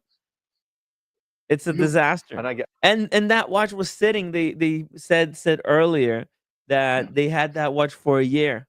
Said, "Oh, Yeah. you wanted to get this watch last year." So that's they just had that sitting for a year. $1,000. He makes decisions so fast. He does. I mean, he And makes then he goes, I don't know why I purchased them. I mean, do you see? Like, why does he make his own prices? I don't get it. I just like Aren't that. we I don't. supposed to give you a price? No, I'm making you an offer. I'm buying. I'm making you an offer.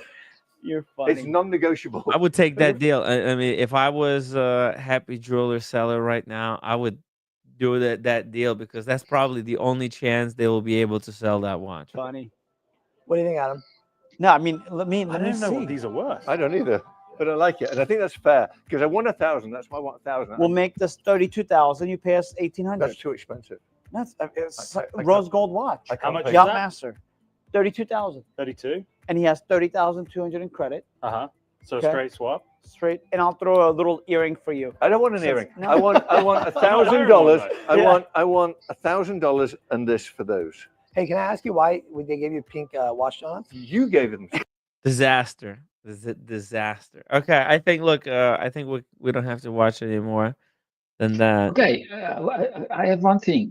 After Yeah, watching what do this video, in the end, at the very end, the guy from Happy Jewelers is asked Mhm. how many people are working at your place. He said, Mhm. if I'm correct, 60. At the Happy Jewelers. Can you go to the end? I said, oh my God, that's a lot. What? They got 60 employees. Maybe I didn't understand well. It is 16 or 60. Both is a lot. Do you remember where At the it very was? end, very end, very The end. very end, like Yeah. okay, Yeah, like over here. here, Oh, they're here. gonna look at some watches there. Oh, actually, look, they got the Cubitus, I believe. Hold on, was that a Cubitus there? No. No. They didn't. They were talking. They don't have about, we're Cubitus. talking about they didn't have it. Okay, all right. We have There was no fun key. here. Yeah. The insults are all in good taste. I Yes. think they All are, right? Yeah, we don't Of mean course. any of them, do we, We don't. guys? Yeah, at No, all. yeah, not at all. Thank you. Of course. You know where to get your watches from. What? It was it a little bit It's earlier, a little maybe? bit early. A little bit early. He asked how many people are working there. When Yeah. I was about 60K. Oh, wow. See, yeah, I like the other one better. Yeah. I do too. It's got the Oh, that's a patina, nice yeah, one yeah, on the yeah. left. Oh, look at that Vacheron with that dial. One of the prettiest dials on any watch. Yeah. Literally my favorite dial. Oh, That's a nice one. Wow. That's a Yeah, nice watch. Yeah, this is the best. Vacheron overseas Mm. with the tourbillon in steel. Damn. Nobody like I think Vacheron makes the best tourbillons. Seriously, it's so sexy. Because it's shaped like the Vacheron logo. Yeah. And they're thin and it's got the peripheral rotor on the back as well, so it doesn't obstruct the movement. It's so Beautiful cool and piece. it's really thin. Yeah. Yeah. Absolutely. And on the tourbillon, better than any of them. Yep. It's just gorgeous. One Yeah. day I will own one of these. This has Ooh. been epic, guys. Always. Always a lot of fun. And guys, we have I don't know. Where would they It's coming. yeah? It must be coming now. At the end. fun here. Yeah. The insults Maybe- are all in good taste. I Yes. think Yes. they No, are. all Right? right. Yeah, we don't Of mean course. any of them, do we, We don't. guys? Yeah, at No, all. yeah, we- not at all. Thank you. Of You're course. welcome. You know where to get your watches from. Happy Jewelers. There's only one Happy Jewelers, and they have an insane collection. I buy my watches here. And yeah, that's about it. So I'm going to say goodbye to you. But before I do, hit the subscribe button, hit the bell, hit the like, make a comment, follow them. No, there's Yeah. there has to Yeah, be I've seen him. someone I really don't remember. It was a little bit at the end. Anyhow, Okay. Well, so we can good. take a look at like 2 more watches maybe. Let's take a look at this Harry Winston. Harry Winston is an interesting brand. I used to really hate the way their cases looked because they got Mhm. these weird kind of shapes, these arches.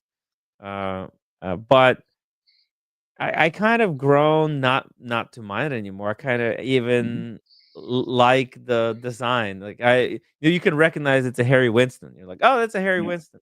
And uh, I also at that time I didn't realize that that's where FB Journe was working before he started his own company. So there's a Okay. lot of Harry Winstons with an FB Journe movement. So it's such a cool brand. $1 retail, MSRP, and it's brand new, never been worn. And they're so underrated, man. Nobody wants these, so they go for crazy cheap prices.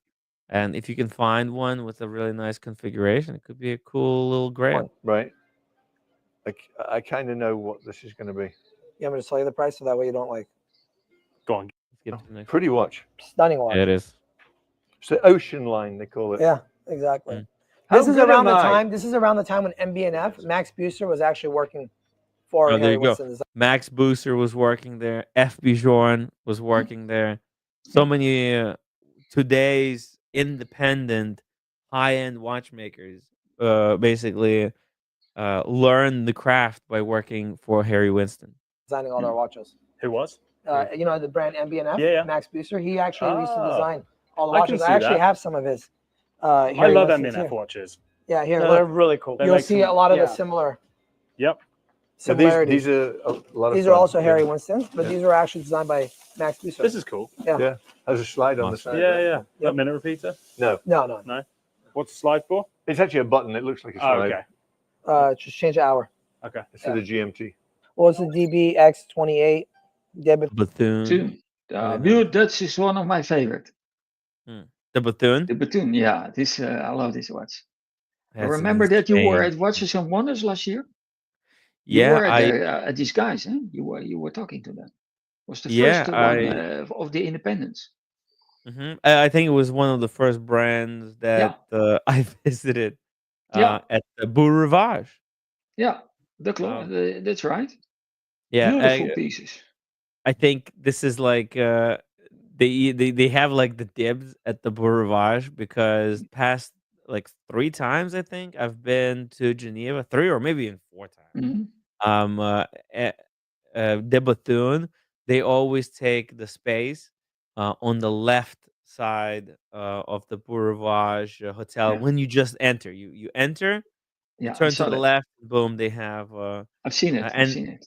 yeah, and they always have food there, drinks. They're very very nice, but it's difficult to get the appointment because it's difficult to basically talk to someone because everybody gets an appointment. So you have Okay. to, if you wanna get a presentation, it's good to get in touch with them ahead of time because everybody else does.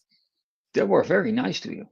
hmm Yeah, and they even went out of their way to try and show me their stuff. Yeah. Yeah. Anyways, yeah, it's cool. Bethune. It's a cool Not many brand. Not people enough will even stock people. something It's like still this, but we difficult to have it. get. So It's this one is about yeah. 105. That's gorgeous. You know, if people That's the want one this kind that's of watch. bendy. Yeah. Yep, it's beautiful. I mean, Yeah. we have it all here. This is a ladies. Yeah, I see. This is the real one because you Yeah. can see the Yeah. screws. Yeah, you can see the screws. Correct. Wow. All right, let's go to uh, the the Federico Talks watches. Yeah. Okay. Okay, so the video is titled "Watch Dealer Pump and Dump." Be careful. All Yeah. right. Yeah. He's really. I never seen Federico like that. Oh yeah. Something triggered him. Yeah, he's furious. Well, I was a little bit disappointed that he allowed Paul Thorpe to kind of bully him into backing down on the consignment because Federico came very strong against the consignment. Correct. I And remember that.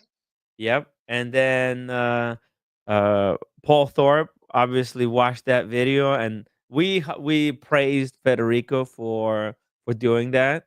And Hmm. then Paul Thorpe, I guess, contacted him, and they did like a video together where Paul made Federico take back a lot of the stuff that he said and like give a lot of caveats. Like, what the fuck? Um, Anyways, let's see. What does he have to say? Hey guys, and welcome back to another episode of Federico Talks Watches. Today I wanted to discuss something that I saw a fellow watch dealer do and post publicly that has really annoyed me. And we're going to talk Ooh. about watch dealers pumping and dumping certain brands by blatantly lying. Now, of course, before we get started, customary wristwatch check. Today I'm wearing the Cecile Pornell Double Tourbillon GMT. Nice. Nice watch, by Holy, the way. yeah. What the hell? C. Purnell. Never heard about this brand. Double tourbillon on a, and the tourbillon looks like the bridge for the tourbillon is a sapphire. It's like a full sapphire bridge. You see, this is the kind of stuff that Federico only carries. This watch is made Wait by and see. Cameo. And Probably also, good guys, price don't too. forget to check out DelReyWatch.com. A lot of watches have come in, including the Tudor Submariner, one of the best condition vintage Tudor subs I've ever seen. What the hell? That is a sexy tutor. Look at the 12, 9, and Talking 6 about hour Tudor, markers. I'm wearing my Tudor today. Nah. Ooh, very cool. FXD, is that a 21 or 22? 23. 23. Okay. You got it at retail, then I take it. Yeah, Very nice. very happy with it. Yeah. Yeah. The Tudor is really, really Yeah, solid brand. solid, These, solid watch. All good. yeah. And these are super collectible, like stuff like this. I mean, look at that. With these They're triangular hour markers. I wonder if Tudor is gonna bring this back. That would be cool to see, yeah, right? yeah. Fantastic deal. We also got in the new generation Omega Seamaster white dial box papers on a bracelet. This is the most in-demand model of Seamaster. By the way, if anybody wants to buy one of those, Kleiner Hund is actually selling one. So Okay. if you're interested, yeah, he's selling it for like 3.5, which is very good value, I think. Anywhere else, it would cost like four plus. I And miss we Kleiner Hund. You have to come back. Yeah, no, he's working. I think Oh, okay. he might not. Yeah, he might not be back for a while. Mm, But yeah, if it would be, it would be cool to catch up yeah. with him. Breitling GMT on that bullet bracelet. Oh, this is a nasty watch, to be honest. The GMT is not a true GMT. It's like an ETA or Salida Mhm. based GMT. Okay. So yeah, when you rotate the crown, you're actually jumping the 24-hour hand. It's This is actually a pretty thin watch. The bracelet sits yeah, very comfortably because it it is thin, yeah. articulates very well. I actually really But like I it. wouldn't call this GMT. I thought that the watches that are not true GMTs, Mhm. there should be called twin time because that's what I used to have a Carrera Tag Heuer like this with a where when you use the crown you jump the 24-hour hand, Mhm. and that one was called twin time. So calling this one GMT is a little bit misleading.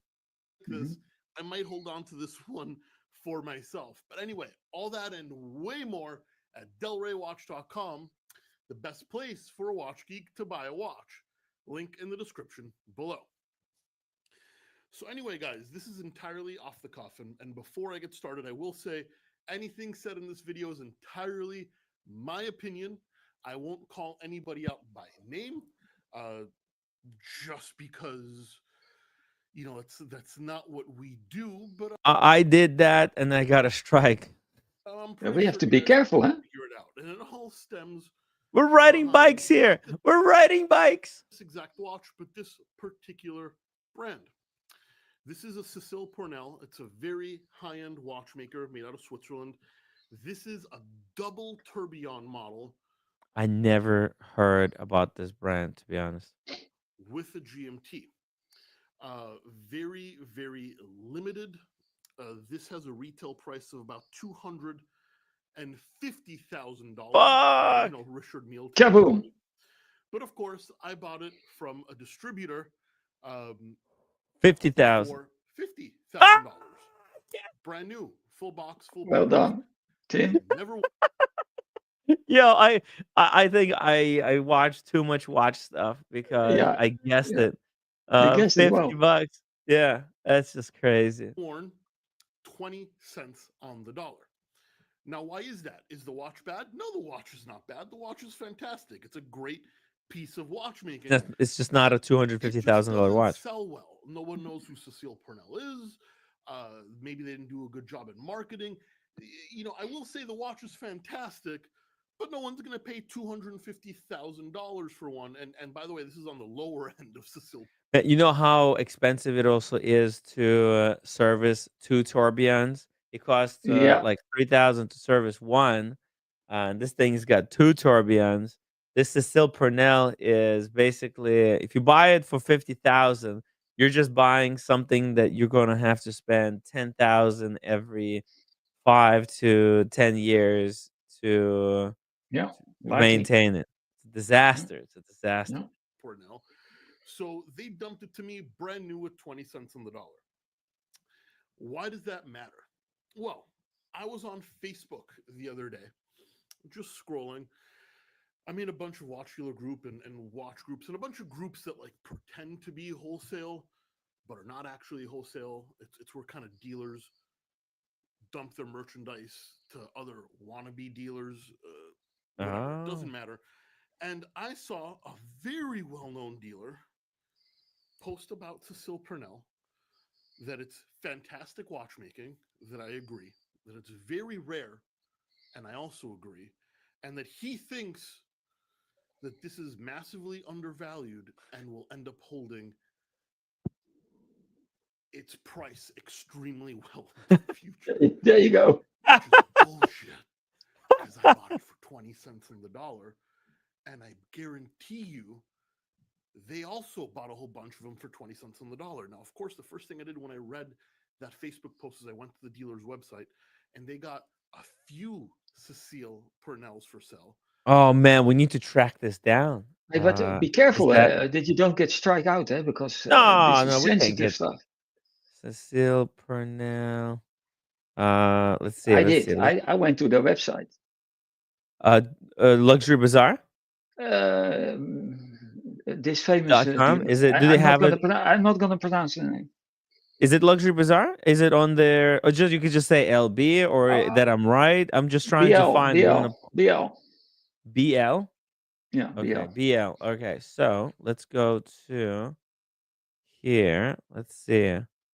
All watches. Let's see. All watches. Newest. How do we do this? Maybe I should search. scroll Just it search on the name. Search on the name. I don't know how to spell Cecile Pornell. I did that. Oh, Cecile. Let's see. No, there's no such thing. I don't know how to spell Cecile Pornell. I saw it. I don't even know how to spell only Pornell. On Pornell. Is it Porn? Oh yeah. Oh, here it is. There Pornell. you go. Yeah. Pornell. 390,000.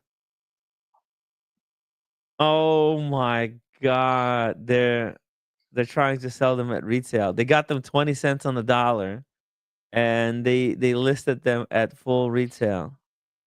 Let's see. Oh, dude, that's crazy. Oh my God. Oh, it's gonna hold value. $375,000 watch. It'll hold value. Look at this. It's got 2 gyroscopic tourbillons. Isn't that amazing? Damn. See, that's the kind of thing, Federico is too honest, He's like, he probably Pornell, they can't sell these, okay? It's just the market for watches over 100,000 is dead. That's why it's perfect. This is a perfect video that Federico made for today's subject of today's video. Even Tom Brady cannot save Richard Mille. The watch brand quickly becomes unsellable because there's no difference between this watch and Richard Mille, except this actually might be better construction. Look at the strap, right? The Richard Mille makes the same straps. In fact, Richard Mille, I would say, is inferior to something like this. It's got two gyroscopic tourbillons. Looks like it's got a quick change strap system. You could do it yourself if you've got the nails for it. The carbon case. The Purnell looks like a better watch than Richard Mille. But Richard Mille's got the hype. It's got all the. They gave Hmm. one to every celebrity on earth to wear, and that's what created the hype. And now that it's dying out, Purnell is very clever to dump their stock to guys like this who are going to try and do the selling for them and try. They'll probably, okay, if they bought these for 20 cents on the dollar, they listed them at full retail, if not above. Inquire. Look at this one is inquire for price. Yeah, and the Cecile Purnell. I'm sorry, the Cecile Purnell is not going to be anything. I think because the name is just not cool. Richard Mille, it sounds Yeah, cool. you have a It point. sounds cool, right? And You a have a point. lot of the watch brand to be desirable actually also has to have a really cool name. Rolex. Rolex became like um uh the founder of Rolex, Hans Wilsdorf. Hmm. He took very long time to come up with a name for the brand. Like he sat on the brand. He had the watches already. I think been making them, but he didn't have the name yet until he came up with the Rolex. It's such a Yeah. cool name, Richard Mille. You short RM. That's a cool name. Yeah. Maurice Lacroix is not selling really well because it sounds horrible. It sounds like you're gonna barf afterwards. And same thing with the Cecile Purnell. I'm sorry, but this is just the hard truth. Yeah. Wow, wow, wow. So this is huge for Federico to expose that what's happening. All at massively inflated prices. I mean, I bought this for 50. Hopefully I sell it for 65, 70. They've got them listed at triple digits, six figures rather, which is still well off retail, but they bought it for 20 cents on the dollar, most likely, and they have the nerve to publicly state that the watch will hold value in the future. Now, how far in the future are we talking here? A decade? 100 years? I'm willing to bet it's never. They bought it for 20 cents on the dollar, most likely, and they're using their online influence to pump and dump this brand and make a ton of money. Now, I will never stand in the way of somebody making a dollar. Full disclosure, I'm a watch dealer. This is great advertising for my website, Del Rey Watch. Go check it out. I'm here to make money. But I'm also a no bullshit kind of guy. And Yeah.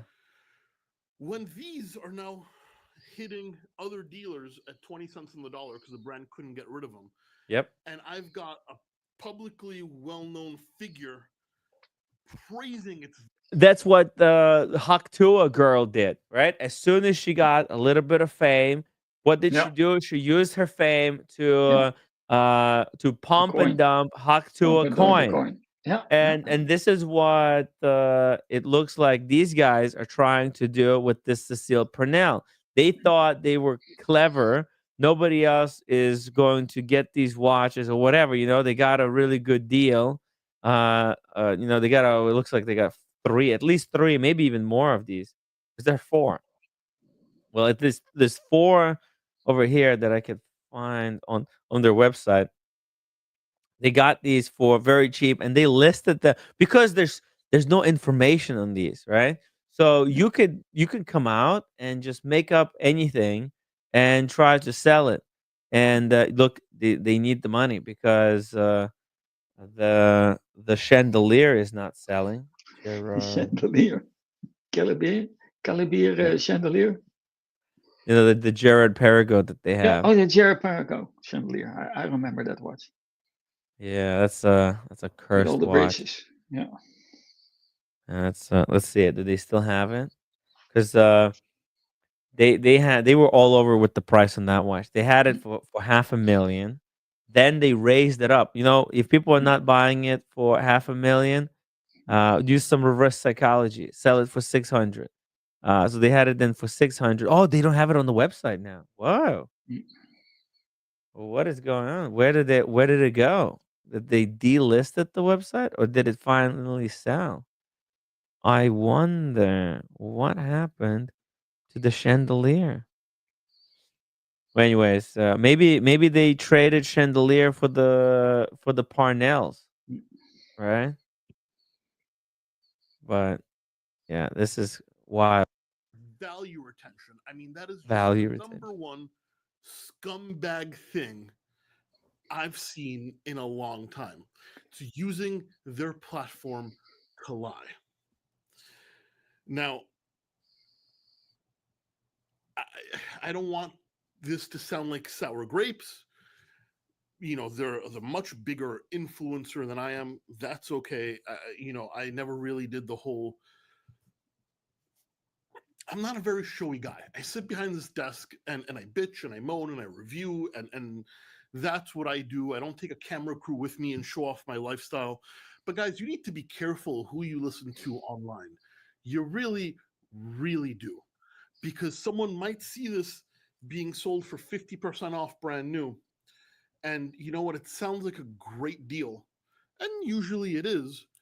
All because this other dealer is saying they are super collectible and they're going to hold great value in the future. In the meantime, they're being thrown around at 20 cents on the dollar to other dealers to buy, and most dealers don't even want them. I'm one of the few stupid people that spent 50 grand on this thing It's because I think I can turn a 50,000. profit.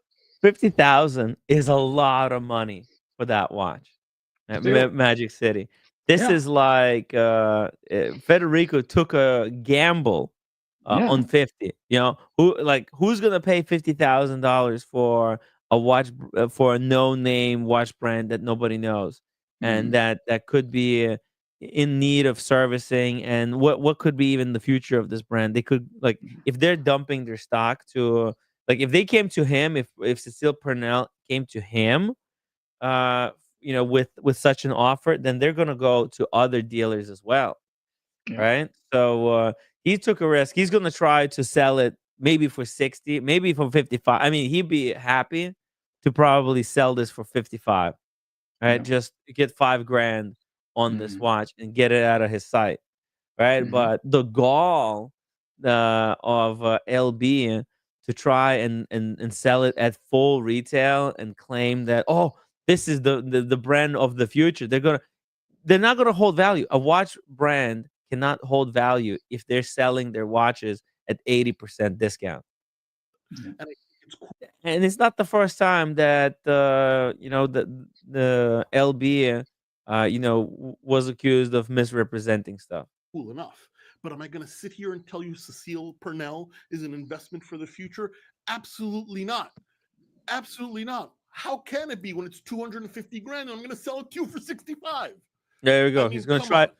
There you go. He's gonna try to sell for 65, but he'll give you a discount. Like Yeah. probably he'll probably if I call him tomorrow and say, "Hey, I'll give you 55 Fed for that watch," he'll probably sell it Yeah. because you know sitting on the no name watch, you'll be fucking lucky if somebody expresses interest in this thing, The lack of and it's above scruples what you paid in for the it. watch community sometimes. I mean, actually, why am I surprised? You know, you can take a guy out of 47th Street, but you can't take 47th Street out of the guy. Oh, Whoa! Kaboom! 47th Street, actually. oh, Boom! clap down. Damn, what a clap down. Gee, that was that was a 3-pointer. Yo. Well, it's like the high quality video, the editing makes LB seem like they're a lot more legitimate and a lot more trustworthy than they are. But they completely exposed themselves when they rode uh what's that guy? They were riding this dude's dick. What's this name? I mean, the bike. They were they were. Man, I'm Careful, gonna get a strike for careful, that. You careful, gotta be careful. careful. I'm sorry. I apologize. No, I meant bike. They were riding bike. They were riding this bike. Uh, what's his name? Man, what the pizza eater? What's the pizza eater name? Do you remember? No. Piccioli, Uh, the guy, the no, 1 second. apprentice, the No, no, no, apprentice no, guy who was in the program. Okay. no, no, no. The pizza eater. 1 second. 1 second. Let me just pull it up Talking over about here. pizza, I have to go for dinner soon. A few minutes. Oh yeah, Dave Portnoy. Dave Portnoy. Thank you. I don't know how I Oh, Dave Portnoy. got out of Okay. Okay, gotcha. Dave Portnoy. They said they were going to expose Dave Portnoy at first. They said they're going to tear the watch down. There was not much to tear down. It was just a cheapy watch slapped together by a white label brand. Not There's not much to it. It was trash with half of them with the quartz movement, right? Mhm. But when Dave Portnoy offered to meet them, they immediately flipped the script, and then they were defending it for 40 minutes. And then in the last 2 seconds, they're like, "Yeah, but it's not that great," or whatever. They made like one comment that it wasn't the greatest watch they've ever seen. Mhm. Uh, in the end, so yeah, that was gross in my opinion. And they're watch sellers. They should be they they're selling it like Timepiece Gentleman is selling it. They're not see with with a guy like John Goldberger, right? At least like Mhm. he's creating taste that's Yeah. going to outlive him, right? Yeah. He is not just a watch seller or flipper. He's a taste maker, right? Mhm. Mhm. He kind of he backs up everything he says in a Mhm. logical way. Yeah, sometimes that logic, um, like you have to care about you have to care about provenance or about this is like, but like he has like one of the five Rolexes chronographs that were made in 1960s. If that's something you care about, Mhm. then you'll spend millions of dollars, right? Mhm. But Mhm. should you care about stuff like that? Maybe not, right? Maybe not. Well, who really cares if there's only 5 of those? You can get a Rolex chronograph today for a fraction of the price. But, Mhm. people do care about that stuff. Mhm. It's a kind of a common thing for people to care about, and so, Mhm. but then these guys will just say anything to sell a watch. So very, very sad to hear. But yeah, Tim, I have to yeah, go. But yeah, yeah, yeah. before I go, I fact checked myself yesterday, Mhm, and I mhm. have to give Russell reason. Yes. Customizing a car doesn't add value to the supercar, but it doesn't drop like a customized watch. That's what I wanted to say yesterday. Because when you're on the panel, you say things, and the other day I like to fact check if I was correct or not, because it's you Mhm. have to have this knowledge right away. But Russell, you had reason. It doesn't add value, but it doesn't drop like a customized watch. Thank you, guys. Peace. Thank you, Peace out, Magic Tim. City. Thank you for joining us today. I will be back. You will see me back Sunday. All right. Bye bye, all. Bye bye. I'll drop the link if anybody else wants to join on the panel. I'm gonna finish up this Federico video. It's mind blowing stuff.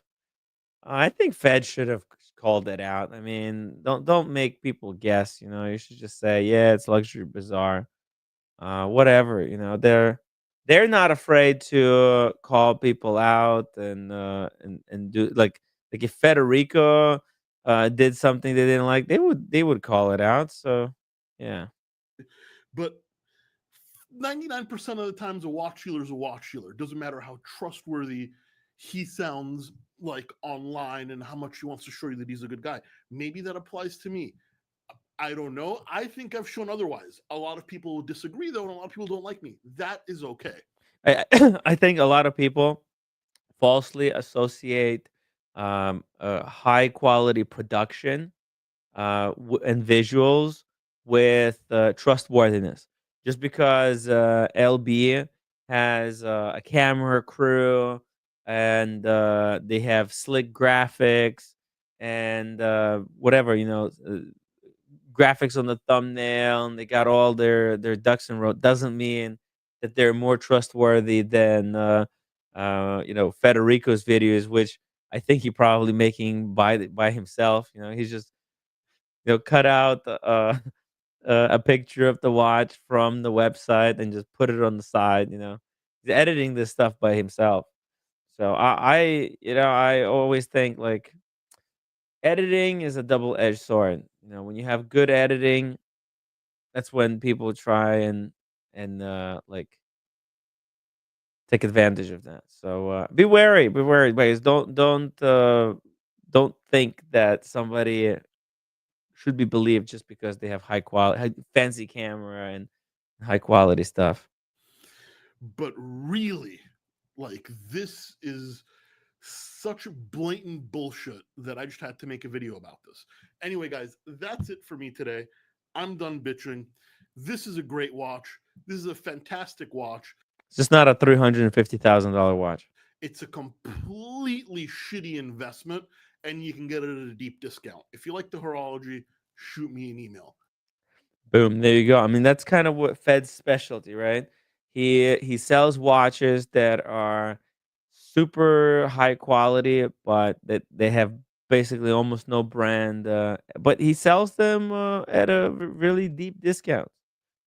So yeah, good stuff. Good on Fed to expose the pump and dump. Guys, be very careful of the pump and dump unless it's some type of a high demand uh Patek vintage or Rolex.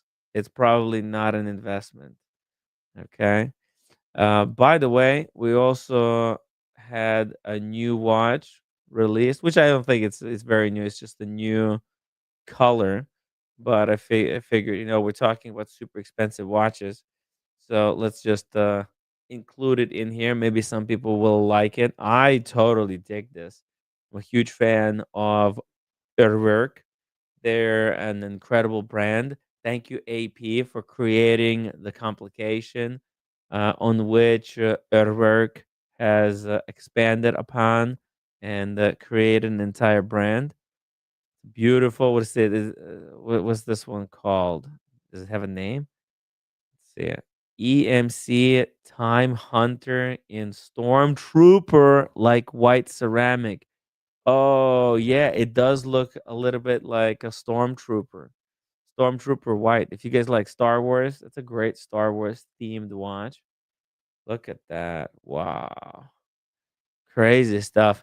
This is a very interesting complication as well, because as this dial goes around, the numbers pivot. But then what's interesting, you see it's got the hand that's points at the minutes. When the minutes get to 60, actually the top, the pointy bit and the top of this cage actually swings back to 0 and places itself on top of the next hour that's coming up. Very cool and visually uh, nice complication. Cool way. But this white material, the strap, right? You got a bit, maybe about 1 day before it turns blue if you're wearing jeans. So gotta wear very cautiously. Sick watch though. What a what a sick piece. And actually, these watches, they don't wear as big as they look because of the way the lugs are integrated underneath the case of the watch. So it's very nice, nice wearing watch. It's got this crazy chunky crown, And actually, this complication, let's go to the back. I was looking at some pictures earlier. Oh, wait a second. This one doesn't have the picture of the back. Dang it. So who has the picture of the back? Give me a second, guys. Because it had like 3 crowns on the back. And I thought, let's see, maybe it's Fratello. Let's see. Oh, okay. So see, here's the other one. Earlier model. You can see this one had a hood that covered up half the dial, and you can lift it just, for fun, whereas the white one doesn't have the hood. Interesting difference. There's the case back, as you can see. It's got, I think it's actually, I'm not sure, but you can see it. There's three wheels. So you got the regular crown, which is extra thick and chunky, and then you got 2 more. I'm not sure what they're for. Maybe for, no, I'm not even sure what they're for. Interesting. Yeah. And I guess it's a white ceramic. I thought it was carbon. Huh. Anyways, really cool piece. There's a lot more going on here than I think that meets the eye, because you can see there's like some kind of twin something at the bottom. Maybe it's the power reserve, or to the 2 barrels for the power reserve, but I'm not sure about that. Auto stop. It says there's an auto stop. What the hell is auto stop for? And the other one is labeled valve. Was an auto stop and valve for?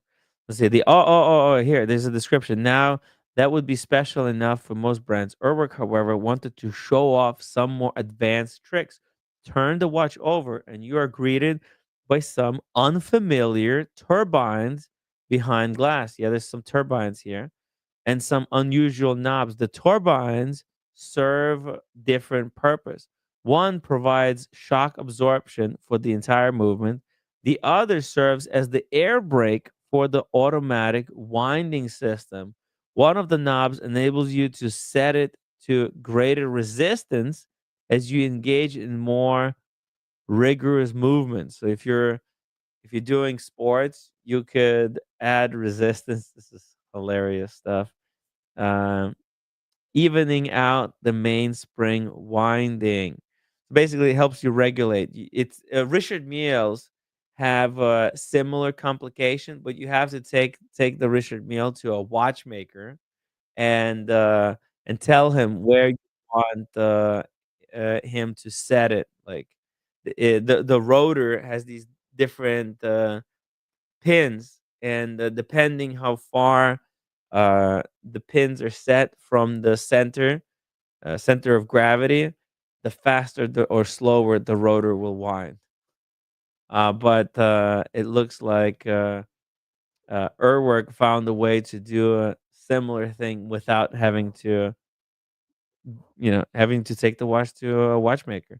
The other knob disengages the automatic winding altogether. Oh man, this is a totally riff on the Richard Mille. This switch, uh, this switch this switches the movement into manual winding mode. Again, few people will require this feature of regular automatic with a clutch, but if it is possible, Urwerk must try it. Yeah, this is the same one. Actually, Marcus has the RM that I'm talking about. Let's see. Richard Mille. Let's pull it up. I'll show you exactly what I'm talking about. This is so crazy, man. Richard Mille, and what's the price on this Richard Mille? Let's see it. Do we have the price? Oh, $150,000. Expensive, expensive. Like a Shelly Ann Fraser price. Oh, she's with the big nails, I believe. Yeah, yeah, yeah. She's a runner. She's like the fastest runner. She's now an ambassador for RM. Holy shit. Ladies collection. Okay, okay. Let's get to the watch. Let's see here. Where is it? There's some new ones here, I think. I haven't seen some of this stuff. Look at this green one. Huh. Oh, very interesting. They got the pen. RMO5. Mm. They don't have it anymore? What the hell? Hmm. Oh, no, it's this one right here. RM3001. Yeah, so this is the same thing, right? I think last time Marcus even explained to me that, okay, you see here, um, this rotor here has these fins that could be adjusted. There's 5 divots, and the watchmaker can adjust it. Lowering them down will make the movement spin slower, I guess, because the center of gravity is moved downwards. And then if you move them up, it'll make it move faster, or the other way around. I'm not sure. But again, this requires a watchmaker intervention to make the adjustment. Real pain in the ass, in my opinion, and even to change the strap too. And then if we go over here, we go down in the top right corner. Okay, top right corner. I don't know if you guys can see it, but I could zoom it in. All right, let me zoom it in for you guys. Okay, so if we zoom in into the top right corner. By the way, we'll take a look at more watches on Moda in just a second. So we're coming up. Guys, if you're enjoying the show so far, please give me an upvote. I would really appreciate it. See, it's got an on-off switch here in the corner. Basically, when this watch winds up to its full power reserve, it's automatically switches to off, and then it cannot be wound anymore. So it disengages the mainspring from the rotor, and also it has a button that you could turn it off as well. See the button at the 2 o'clock that you can automatically turn it off so that it won't be able to winding to be able to wind it. So it looks like whoa. Dang it. So it looks like well, we'll talk about this as well a little bit later. It looks like the Airwork copied um the mechanism with all the same features. There you go. Very interesting situation there. Um Also, we finally found the breakdown here. Check this out. Market index. So these charts show us um how much different watches in different price points, how much they fell in value or increased if they increased, right? So if we look here for at the top, watches between $0 and $500. I don't think there's watches for, but the cheap watches, they fell 9%. Then watches between 500 and 1,000 actually went up in value. That's the amazing thing um, to see. Uh, because that's a really good price point. I think it's a really fair price point. 500 to 1,000. A lot of people can afford this type of watch, and I think a lot like there's the quality has gone up the most in that price point. Whereas the quality for other price points didn't really gone up. It just the hype went up, and a lot of the watch manufacturers increased the prices just because they thought they could, because they saw their watches going above retail in the gray market, and so they raised the prices. But now the watch market dropped, and you can't. I don't think you can reduce prices unless you give a you know discount or a sale. So it's a tough situation for a lot of watchmakers. Then we go to 1,000 to 2,000, drop by 1%. 2,000 to 5,000, 2% drop in the past year. Watches between 5,000 and 10,000 dropped by 5%. Watches between 10,000 and 20,000 dropped by 3.8%. And now we're getting to some biggest drops. Watches priced between 20,000 and 50,000 dropped by 6.7% on average. And then watches priced between 50,000 and 100,000 dropped the most. They dropped by 7.9%.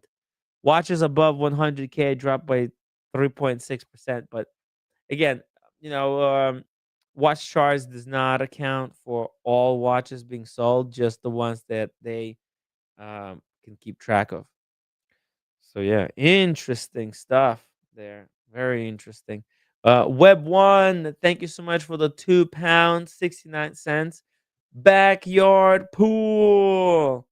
Yeah, yeah. The watch market is dead in the backyard pool. What are you gonna do? You know? And uh, let me show you something here. This is interesting because this is what was one of the kind of hottest new watches when it came out. Let's see here. Let's pull it up. This one right here. Here we go. Boom. The pink dial Tudor. Um, when this watch first launched, uh, about I mean, I think it's been almost a year now. It was so hyped up. It was actually going for $35,000, and today it's almost at its retail price. Last time I brought this watch up on the show, it was like a 10, and now we're down to 7,200. Man, oh man, Tudor pink dial chrono is and it's part of the reason I think this watch kept dropping in price, because they never stopped producing these. The dealers kept saying like, "Oh, it's first the story was that this is limited to 1,000 pieces." And but there's no number, there's no limit number on the back or anything like that. And then they said, "Oh, it's limited production. It's not limited quantity, limited production." And but they just kept producing them. Yes, they were making them very slowly, but over time, I think a lot of people who are Tudor collectors in the watch community, they all got a call at one point or another. So that's why if you get a call for something like this, it's great to pick it up and just flip it. Like, it's a I look, I'm at a point where like I don't really um like if you're spending money at the authorized dealer, and you want to increase your purchase history, and you're waiting for watches that you really want, but you're being offered other watches that go above retail, you can just buy it and flip it. Because look, you're giving them business, you're increasing your spend history, you know and it's okay. Let other person enjoy it, because yeah, because other people will do it. If you don't do it, the next person will, and why not? uh, Father Time said 100 pieces. Yeah, at first they said it was 100 pieces, then they said 1,000 pieces, then they said there was people who were saying, oh, it's limited to one per boutique. Russell 96 did a private gentleman buy one of these pink Tudors. Look, if they didn't offer one to a private gentleman, then then it's a disaster, because private gentleman was really dedicated to Tudor. He really likes the brand, really respects it. He bought multiple Tudors, maybe like three or four. He really wanted it. He was one of the first people who was promoting the pink Tudor. He called it the Pink Panther. It's a cool name. You know, Pink Panther. What do you think, guys? The Pink Panther. Does anybody want to pick up a Pink Panther? It's a cool name for a piece. Anyways, uh, Watchaholic says one of my old ADs called me out of the blue for a two-tone Daytona. I had to say no because I already have one. Yeah, are the new two-tone Daytonas, they're going above retail? Also, like that's a lot of money. Um, it's a lot of money for a two-tone Daytona, unless you can be 100% sure that you can break even or at least make some money on it. Then it's not worth it. But maybe Watchaholic, maybe you should have like called like certain gray market dealer and see if they would pay you retail, because then you could get at least credit card points, and you can get your next flight to Vegas paid by a two-tone Daytona. It's a pretty cool deal, wouldn't you say? All right, let's see. Let's take a look at a few more. I have a whole bunch of these, and I've been sitting on them, and we need to get through this stuff because if we wait for too long, they're gonna become irrelevant because watches are dropping in prices so quickly lately that here's a watch that was also 35,000 when it first launched, and now it's at 24,500.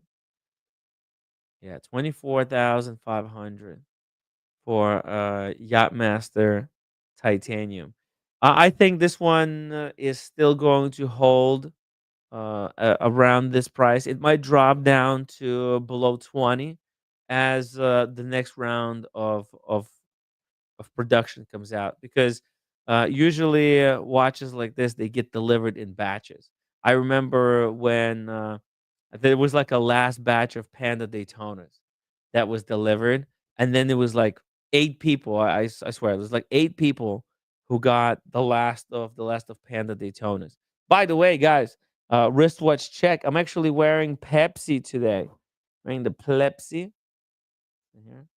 Gotta love the Pepsi on the Jubilee bracelet. It's Christmas. I figured let me wear something Christmassy, something for the holidays. I don't usually wear the Pepsi, but I didn't set the time, by the way. I just put it on. Oh man, the bezel on this thing is, what the hell did roommate do? What the fuck? Let me wipe it down. Okay. So yeah, the Yachtmaster, it's pretty cool. Pretty cool piece. I really want one of these, to be honest, because it's titanium. It wears so nice. Maybe it's the last Rolex that I need. I'm gonna sell a few other ones, but man, the titanium, guys, I swear, you need to try it on. Okay, yeah, okay. Let's pull up some stuff here. I've been recommended some stuff to trade because I have too many watches. I need to get rid of pieces, and I'm getting some recommendation. Let's take a look at the Oh wow, wow! Holy fuck! Look at that. LUC Chopard GMT. Yo, Black Edition. I hope it's not ceramic. Is it? Oh, it's ceramized titanium. Limited to 250 pieces. Wow. Wow, wow, wow, wow, wow. Holy shit. That's a sexy watch. Mm. I need myself one of these. What do you think, guys? Should I trade my pilot? I don't know how much they would give me for the pilot. But this is a 7,500. Actually, 7,500 kind of sounds cheap for this watch. 42 mil. Doesn't seem too big. It's on the pin buckle like I like it. It's got a beautiful open case back. I could technically trade my IWC. They might even take my Ming. They might even take the Ming. What do you think, guys? IWC plus Ming. But Marco said he wanted to buy this one, so I don't know what's going on there. But what a sexy watch right here. Shit, I'll save this. I'll contact them tomorrow. Also, another option that I was considering.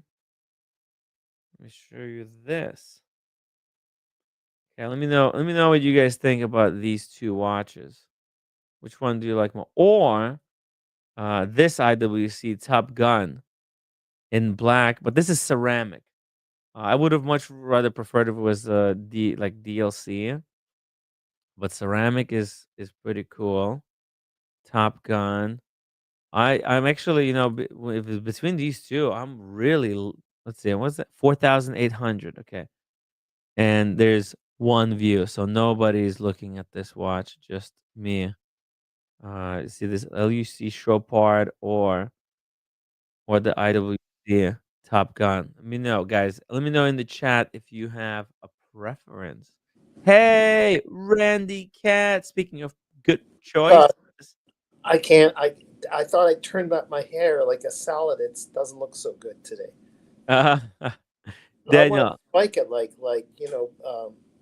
what's it called? One of those rock stars, or Sting. Damn it. Okay, what did I interrupt? Davis SW. I'm only on here for a few minutes, Tim. I got to go to a reading. Ooh, what kind of reading? Well, I'm just a colleague of mine, actually a mentor, that's supposed to help me act better than a stick on a wall. Oh, he's doing a reading. It's storytelling. Yeah. Yeah. I got you. Yeah, it's all cool. It's all cool. Yeah, we're just talking a little bit here about this. I'm thinking. I'm gonna be turning my collection, selling a whole bunch of stuff. You're gonna Yeah. sell to a roommate? Nobody's gonna buy her. Trust me. Unsellable. With that attitude, complication, nobody wants it. Okay, I wasn't paying attention. Top Gun, is this a little bit of a hype because it's from the movie Top Gun or what? No, it's Top Gun as in the pilots. Okay, so that actually was a thing. That was a title back in the day. Okay. All right. I've seen watches and I thought, oh my goodness, this must be a poor watch, but they're large, aren't they? It's a little bit larger than the standard one because I have the green one. I want to get rid of this green one. It's 41, and so the black one, the ceramic one, is 41, and mine is 40. Okay, what floor are you on, by the way? Why you want to dox me? No. Just throw it out the window. Just say I'm not on the first floor. I'm not on the ground floor. Just throw it out the window. Throw it out the window. Yeah, actually, that's probably would be the best thing to do because this watch, it's like a monkey's paw. It's cursed. Actually cursed. So whoever the next owner of this watch, they're also gonna get stabbed in the back. So I wouldn't sell it to anyone in the watch community. I wouldn't be that cruel. And That's why. I don't know if I'm taking this to Miami. Same color. Look at that. It's Daniel, that's Red Shovel's birthday gift. Oh, that's right. That's right. By the way, I need to get something for Red Shovel as well. Wait a minute. Can I take this across the border with me, or are they gonna make a big thing over this? Security. Look, you're gonna have to hide it in your bum. Because when they see these type of jewels, they'll arrest you for smuggling. They just put it in a condom and slide it inside, and you're good. Yeah, right. I'll take it on my carry-on, hope for the best. They say, what's this? Well, it's a bit of a joke, a present to a friend. Then they're going to stop me and arrest me over a piece of glass. I don't know if you're allowed to take a piece of glass. Well, I gave it away. No, it's a gem. It's a gem. It's a real gem there. Yeah. Real gem. Yeah, you got to be careful. You got to be careful. It goes with the color of your your speaker thing, your microphone, and Mhm. some of the green in the background there, I guess. In, Mm. okay, whatever. So we're Mhm. way off topic from the IWC. So I don't know why I came late. So just carry on, and I'll try to figure out what you're talking about. Okay. Well, no, I mean, I was gonna give David SW a call earlier today, but then I was on the phone with someone from the watch community for 2 hours, My and God. yeah, Oh, what you're trying to make peace with somebody? Like if you're on with them for 2 hours. no, we're just talking watches. Oh, I Just, see. it was just a good conversation. Haven't talked with him in a while, so we just Well, chatted watches, and I didn't have a time, but actually, I like this Chopard even more. That's a GM. Look at this GMT Chopard. It says it's 42, but I bet it's really thin, so it's gonna wear like really nice. And Chopard has been on an absolute rampage, right? By the way, shout out to David H. He recently got two Chopards, right? And I want to join the Chopard family. Look at that. Pooley from Germany got like oh, three I like that Chopards. better. Yeah, I like this one that he got. Yeah, Yeah, well, of course, these are on a completely different level, yeah, right? yeah, This is a enamel dial with yeah, 4 barrels of power reserve, jumping hour. This is a man. This yeah. is an incredible holy grail. This is a holy grail of a piece. But look at this, Daniel. This show part is not. It's not that. It's not bad. Look at it's got same hands, same Yeah, type of shape on the hands. You see the shape of yeah, hands, right? It's got like blacked out loom. It's a GMT. Jumping hour. No, it's not. It's got a date, right? But the date is in the same place as the jumping hour. Um, and then the I crown. Uh Tim, I huh. got a call. You carry on. I got a Uh call. oh. Carry on. Okay, it's important call. It's Daniel's financial advisor. Big stuff there. And then if you look here, if you look at the crowns, the crown at the top got the LUC. You guys probably can't see it, but it's got the top one got LUC engraved on it. That's your time. And then the bottom crown actually has like a little planet engraved. So that's like to use for the GMT. So cool. And then obviously it's got open case back with this smoked sapphire, right? The fin it's obviously not finished by hand, and I don't think this one has the Geneva seal on it. But regardless, it's got the same beautiful LUC buckle like the one on see here. Look, you can see like how much value this watch is. You see it? This one is just ceramized titanium, right? What did they say? Yeah, no Geneva hallmarks, but that's fine. I don't mind it. And I also kind of like this smoked sapphire. LUC has been making a lot of incredible watches lately. Nice wooden box. Okay, not that I need the box, but yeah, it's kind of cool. Let's see what kind of other Chopards they have here on the website. Oh wow, look, they got this like the Calatrava one for 7,000. Whoa, Alpine Eagle with the salmon dial is a $20,000 watch. That's a lot of money. Oh, they only have 8. They have Happy Diamonds. That's crazy. And then they have like a gondola looking one. Mille Miglia. Mille Miglia is pretty cool. This square one is really nice. Looks like a malt, like a Vacheron malt. Look at that. Wow, dressy watch. Oh, wow, with that beautifully finished movement. Holy moly.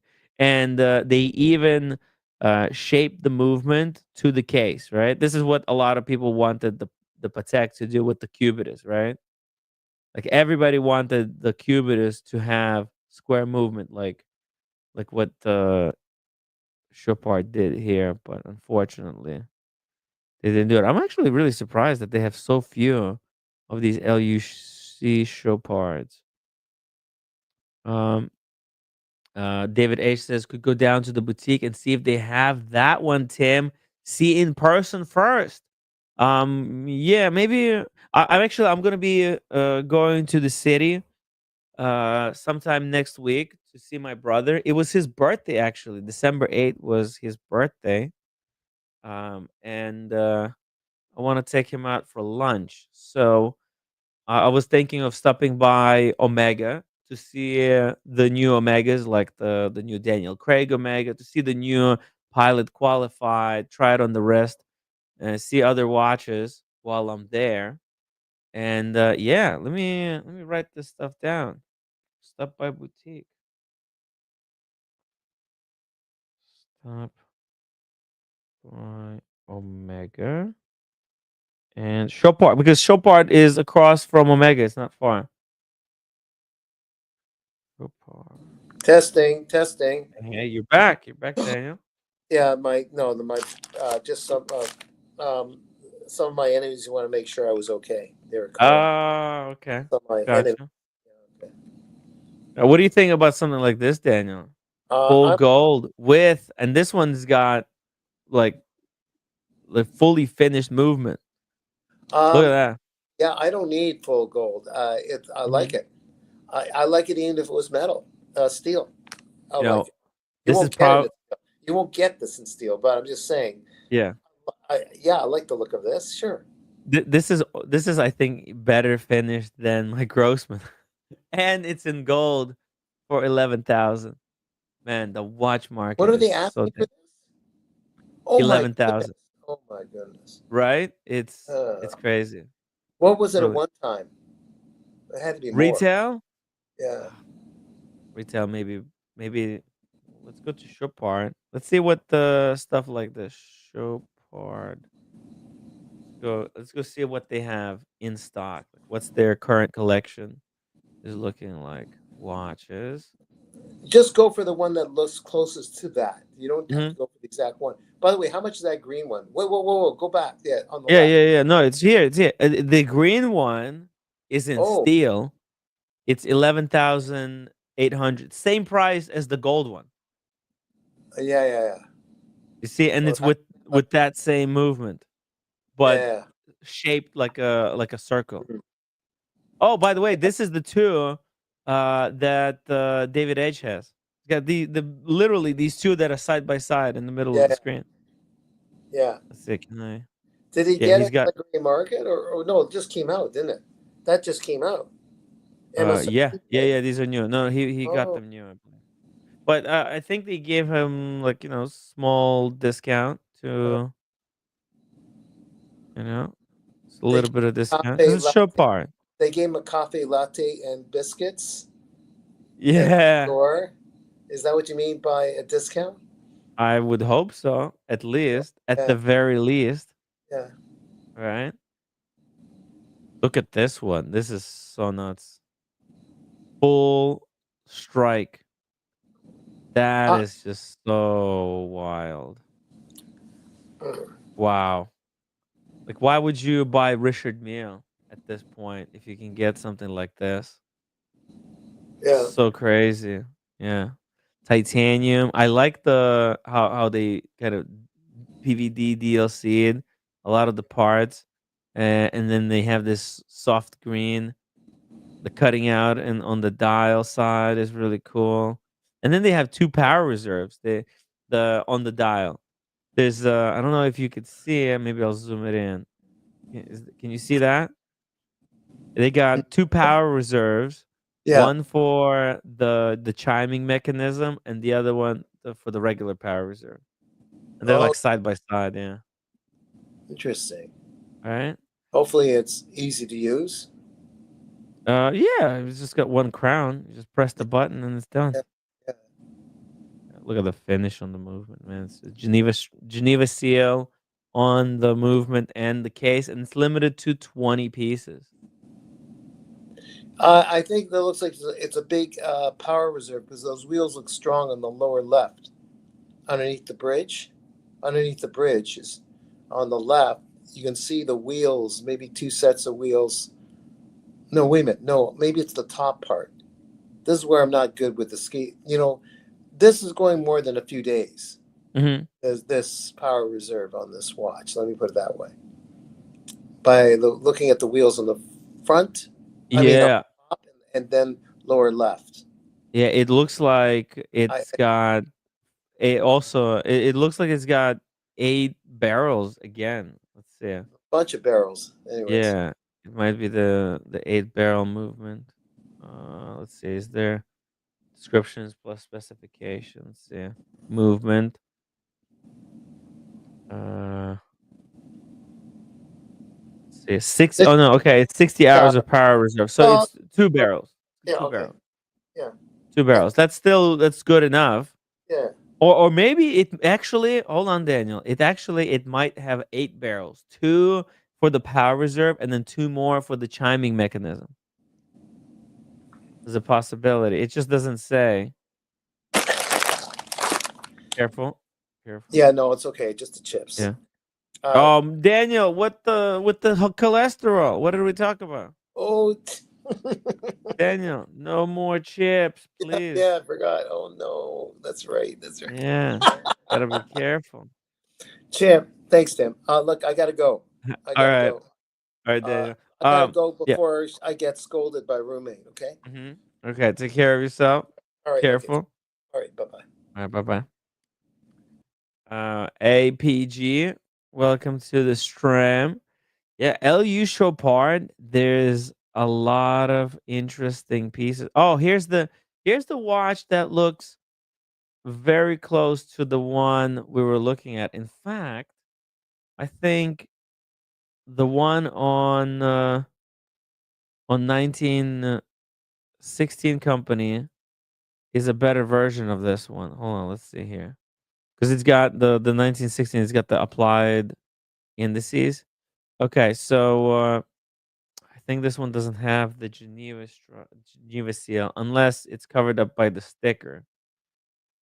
See, they look very similar. See, Geneva seal is here. The movement looks identical. Man, but the seal would be somewhere here. So maybe. Oh no! Wait a second. No, actually, maybe it's the pre-Geneva seal. But anyways, I mean, this looks like the same watch. So if this watch was sold today, that's a $27.8 thousand watch. That's listed on 1915 for 60% off, 10,000, 11,000. Crazy prices, guys. Absolutely crazy prices. Okay, we also well, I'll think about these things. This is particularly painful for me because I still haven't done the video on my collection. I've been procrastinating. I've got other stuff here that I need to take care of, and I also started my diet. So I'm like exercising. I'm working out. I'm trying to make sure I carve out the time to do a workout and stuff. So it's very painful. We'll do it very soon. We'll completely turn the collection around very soon. But before we get there, check this out, guys.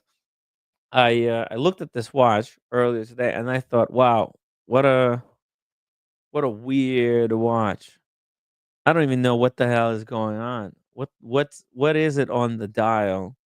Um, yeah, I can't. I barely can comprehend it, but I think it might be like a diving thing or something. Let's see. It is a Messina Lab.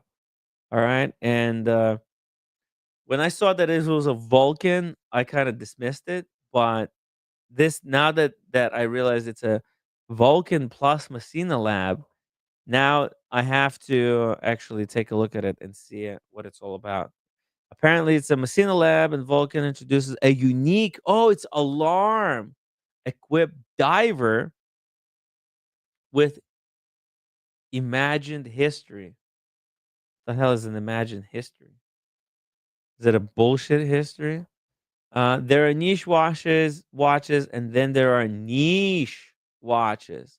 A dive watch on its own, if you think about it, is a very specific kind of thing.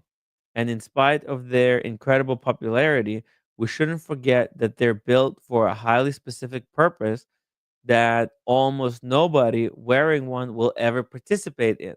A vintage inspired dive watch with an alarm that can be heard underwater is even more specific. And a dive watch with an alarm that can be heard underwater and has been designed to imagine what an example of this watch might have looked like if it existed 10 years before the actual watch it's inspired by.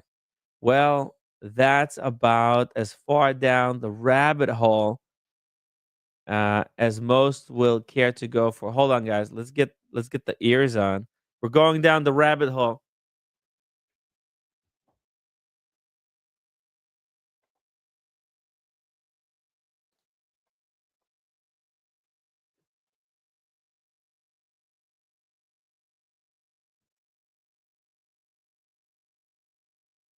We're going deep, deep, deep into watch collecting over here. All right, all right. Here we go. Okay.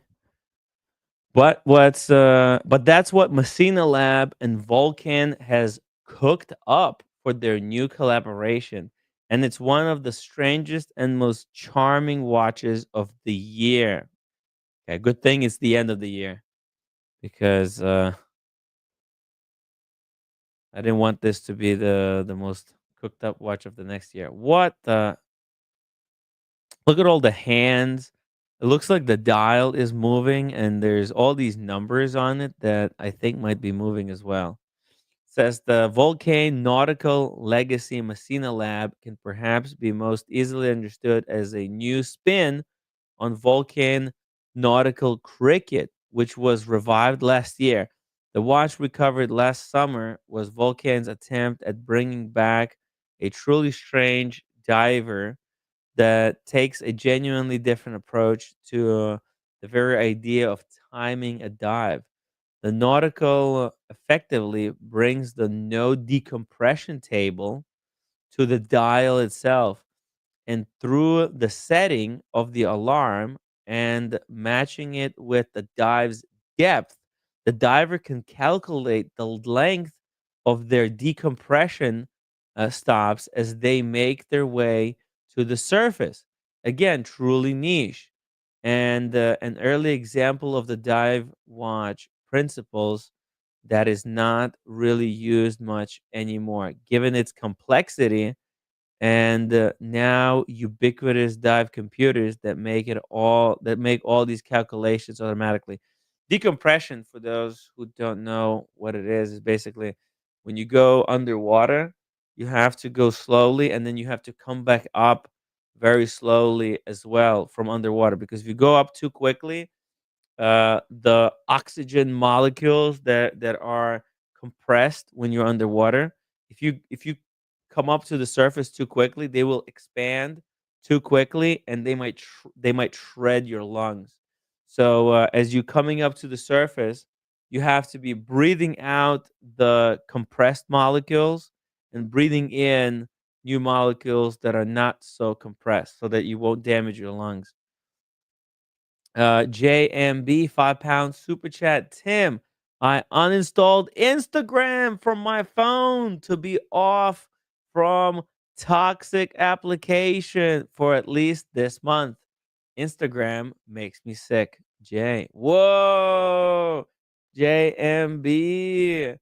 Yeah. Listen, the Instagram, it could be a really toxic place, especially if you're like into watches. It's just a lot of people use it for flexing watches that they get or whatever, or their other stuff. Could be a very toxic place. I use it to some to inform my viewers about upcoming live streams. So if you guys follow me on Instagram, I use it to promote my channel. Like today I showed the watch that Ronald brought. It's a very hated watch in the watch community. But I thought, hey, Humble Pine loves his Grand Seikos, and let me highlight a Grand Seiko here.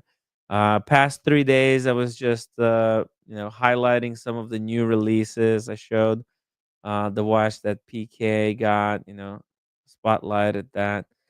Anyway, I tried to show some stuff. Me and the Sheen met Thanksgiving, but yeah, there's other people who misuse it as well. It could be a really really nasty place. You go to a homepage. You guys, you don't even want to see my homepage. Okay, it's just like these chicks with boobs. That's all it is. I think. Well, how does it work? That's a home. Oh, it's like if we go to search. No, no, not search. Hold on a second. I don't even know how this fucking thing works, to be honest. Let's see. Did we just go like this? No, I don't. I don't know. I don't know how this thing works. Let's search. Oh, this thing. If you go here, yeah, I think this thing. Yeah. Ah!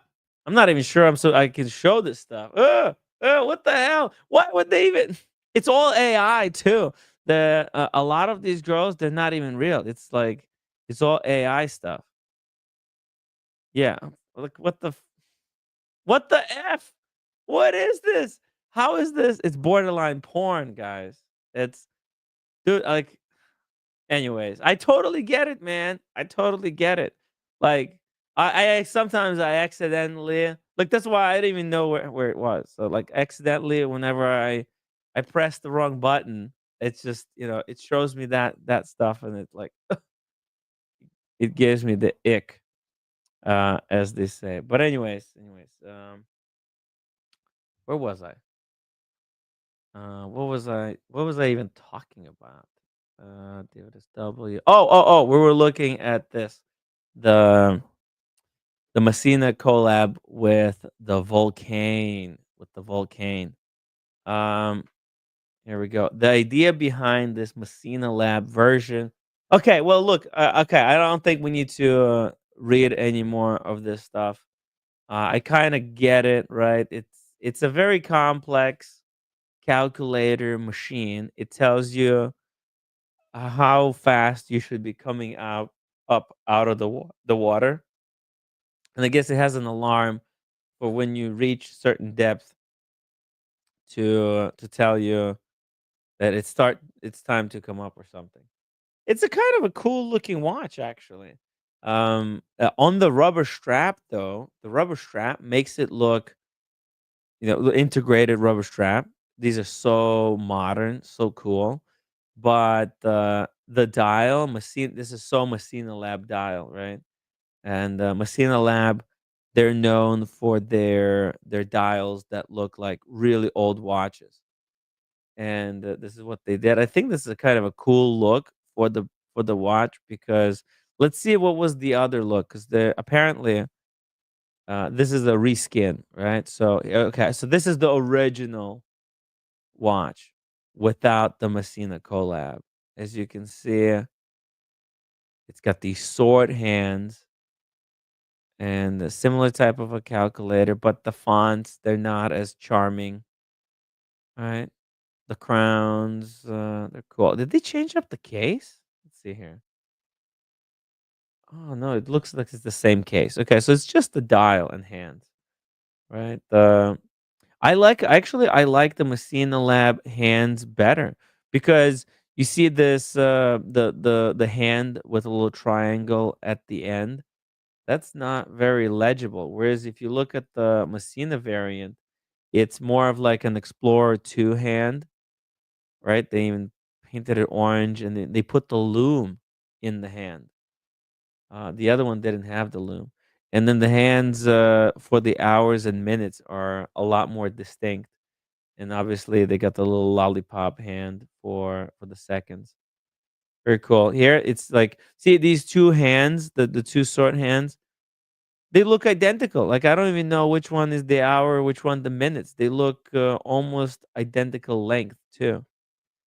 So it's really cool reskin.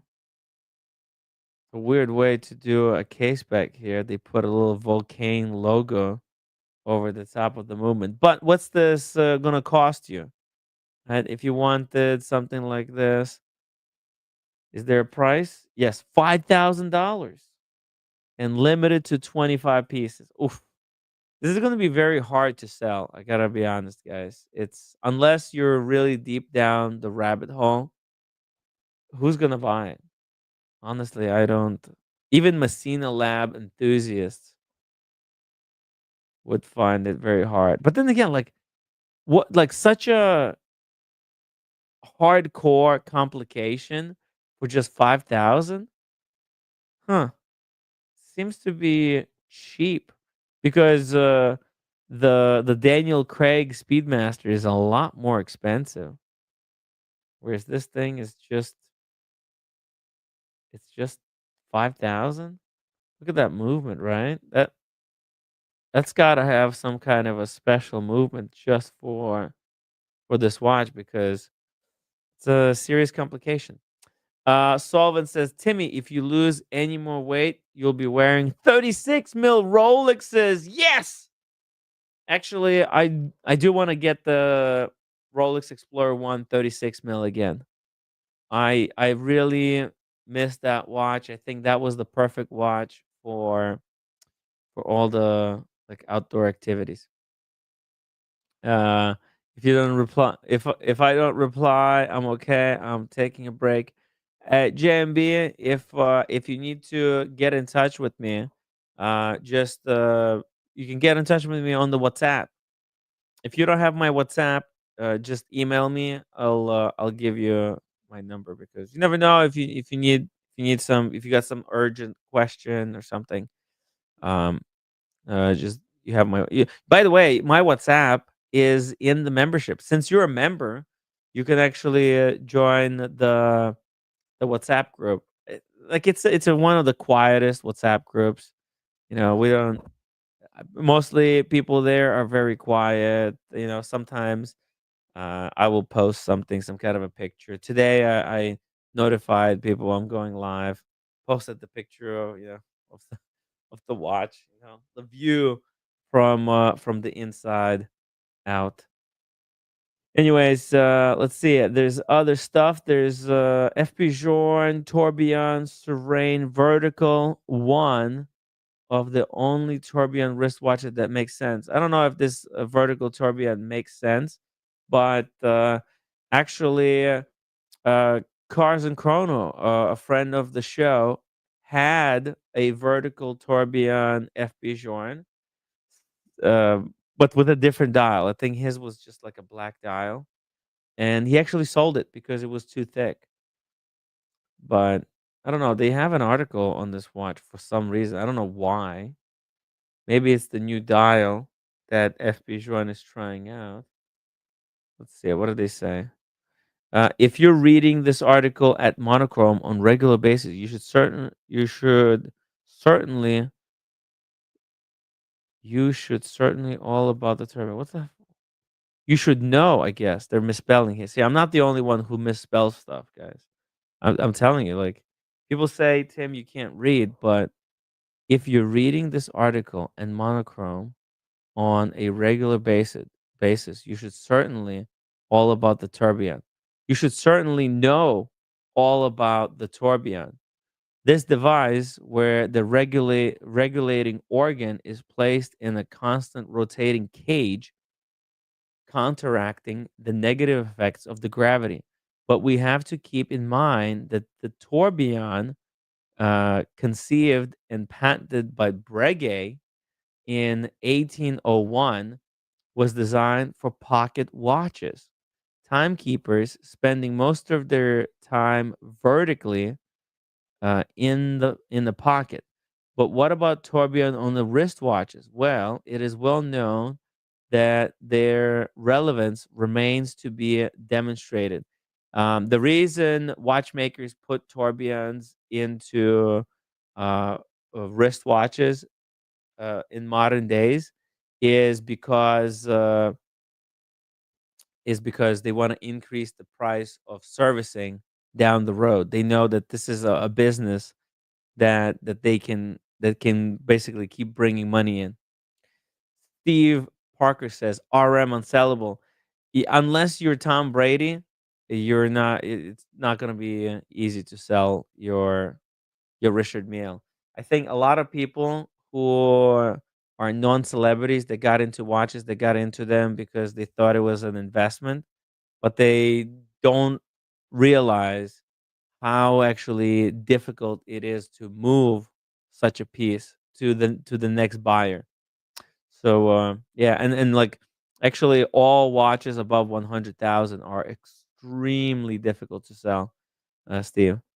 But anyways, continuing here, mostly because of how a wristwatch is worn. Most of the time, it is in the horizontal position.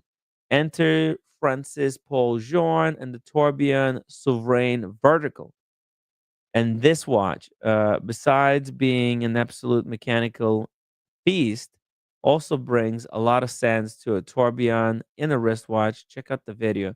Yeah, so basically they're just talking about the tourbillon, and bringing more spotlight to it. But they took pictures very cleverly. Like you look at this watch from here, and it doesn't look like there's anything wrong with it. Looks like a perfectly good wristwatch. Again, another picture from this angle looks fantastic. However, do they ever show a side picture? See another back picture, really good backside. There's a tourbillon, how it looks in this vertical position. Pretty cool looking watch, to be honest. But yeah, no side pictures. I wonder why. Let's see. In the video, they're not going to be able to hide it in the video though. If it's going to load, maybe it won't. Okay, maybe now it will. Or maybe they will be able to hide it. Oh, okay. Here you can kind of see it. Look at you see the real thick. That's while it's still FP Journe case, it's an extra fat one. Yeah, they're very good at hiding the angle. Let's see. Maybe I can get the video on like a Tim Massa video, because I'll be able to see a lot better there. Let's see. Yeah, perfect. Check this out. Oh yeah, this is the one he had. Uh, watch FB Journe's. Like usually FB Journe is really known for how thin their watches are, for the complication that's in it. But this watch, look at that. It's almost like a Lange thickness here. It's almost like two FB Journes stacked on top of each other. You see? That's thick. Double stuffed Oreo cookie. Yeah, but hey, pretty cool looking piece. Is FP Journe sellable? FP Journe is sellable. There's actually a lot of demand for FP Journe. It's they're still going for really big markup on the gray market. I think FP Journe could be a great investment because there's so few of them, and FP Journe has never like had false kind of false hype around it. It's always been hot, but it became kind of hot almost was it almost naturally. It's a good looking watch. See, the thing is, um FP Journe is really wearable compared to a lot of Richard Milles.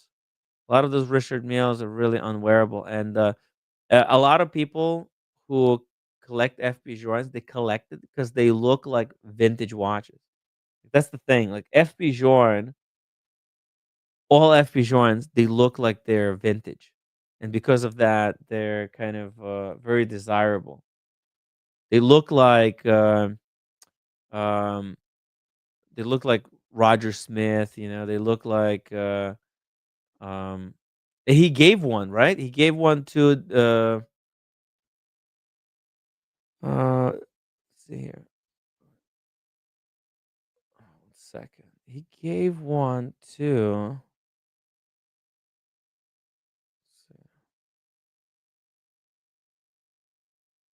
It's just like right now it escapes my brain.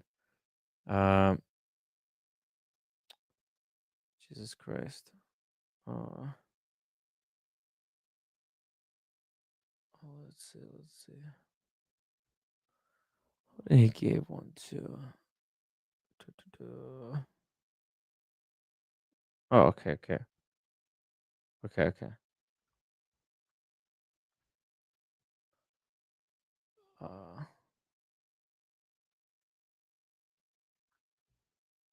second. Oh, George Daniels. What? Like it's just sometimes it just my brain forgets. But yeah.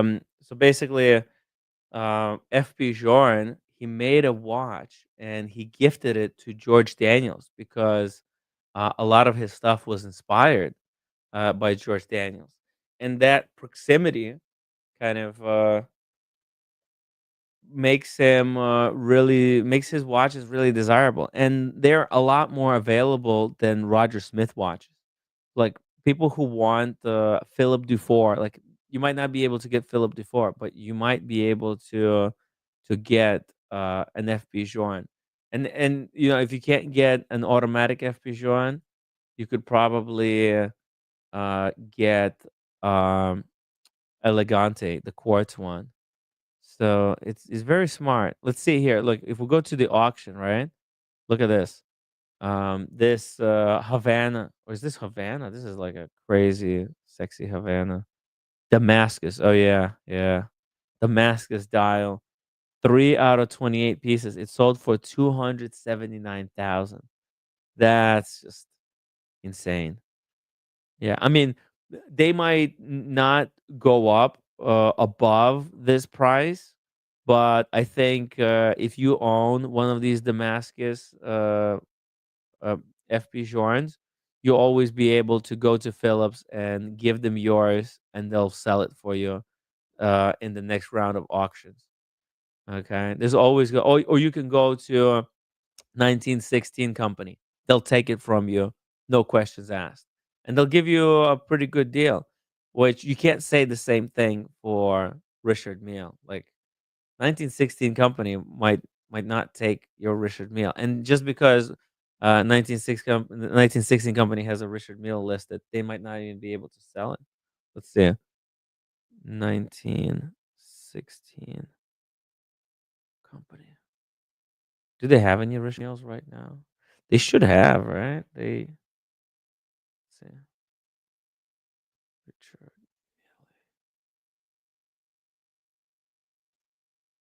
Yeah, they have a few. Yeah, but they're cheaper ones. You see the Richard Milles that 1916 company carries. They're like the dogs of the Richard Milles. They probably paid very little. You see, they're most of them are under 100K. Look at this one's even on sale. Look at this RM05. I have a RM05 right here. And this is a they're taking a loss. They look. Where is it? RM05. I have one from today. Check this out. Yeah. Okay, so this is a titanium one. Boom. 1916 has the rose gold one for 120. Titanium one is selling for 77 on Moda. All right, and they cut the price from 130. The RMs are unsellable, and I think they were pretty clever not investing in the really expensive ones. RM33, 84,000. I actually kind of like this one. Look at that. If they weren't stupid expensive to service, I would I would definitely it would be something I would be considering. But yeah, you can't change straps yourself. It's just too much pain in the ass. This Breitling is looking nice. Anyways, let's see what else they had there on the Phillips. The results, right? Because we never looked through all the results. Maybe this is what we'll do tomorrow. Yesterday we went through all of the results from Tom Brady. Here are the results of Ben Clymer's sale. He made bank on the Universal Genève. That's a serious profit here. Um, this is a watch that he was expecting to sell between 3 and 6,000, and it sold for 24,000. Wow. Probably because Universal Genève is coming back as a brand. Breitling purchased them, and they're going to be relaunching the brand. So there's a possibility people think that these could be investment pieces. All right. Look at this. This Patek Philippe 5208 sold for 711,000, and the Paul Newman next to it sold for 254,000. And the Paul Newmans, high end Pateks, and FP Journe is where money is at. This Rolex Patalone sold for 203,000. Damn, serious money. And then that Patek 2526, 279,000. Crazy stuff. Look at this. That what the f? Cartier is just blasting off into stratosphere. 1970s, tank style, a fresh to the market and extremely rare yellow gold oblong. Was with original presentation box. Okay, it was estimated to sell between 20 and 40,000. Sold for 150.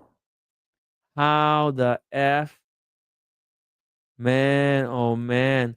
Huge shout out to Mike Nouveau. He's the one who's bringing the. He's been like highlighting Cartier's vintage watches. Crazy. Let's see. Let's take a look at like few more. Oh man, look at all these Pateks with close-on dials. 50,000, 76,000, 48,000. Not big money, mind you. Not big money at all. Let's see. Patek. Let's take a look at like one more FB Journe or two more. Okay, here, check this out. Here's another one. Here's an FP Journe. Rare and attractive. What makes it rare? Okay, it's a platinum case. Very nice. What do you mean? 50th anniversary of diplomatic relationship between France and China. Oh, you can see there's a little France China icon. What the hell? Magic City. Thank you so much for the $10 super chat. INX never tear us apart for Miss Magic City for the outro song. Oh yeah, sure. Let's do it. Let's see. Let me find the song real quick. You see, I mean, look, this is a pretty cool watch for Chinese collectors. There's a lot of China is a big market for wristwatches.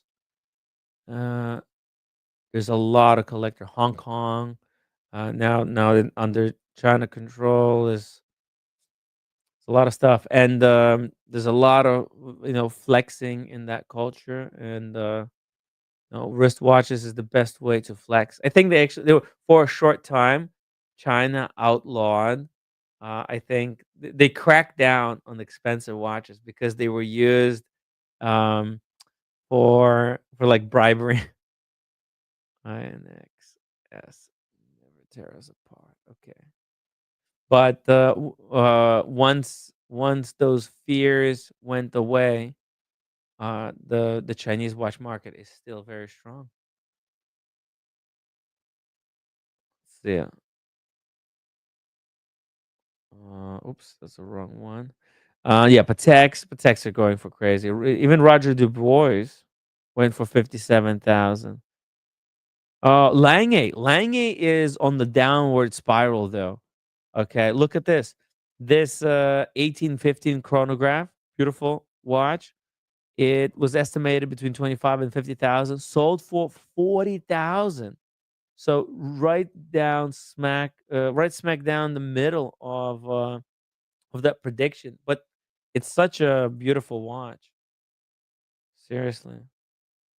Underappreciated. And I would actually personally I prefer the uh these um 1815 over the datograph, because datograph has so much more parts and it's actually a lot thicker than this, and you can save a lot of thickness and just the watch size, opting for this one. The date is like, do you really need a date on the watch? Come on, not really.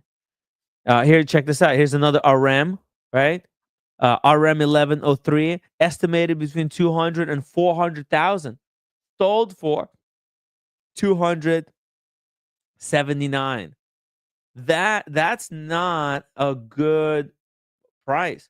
Whereas here, just a very simple chronometer Souverain from FB Journe was estimated between 20 and 40, sold for 70,000.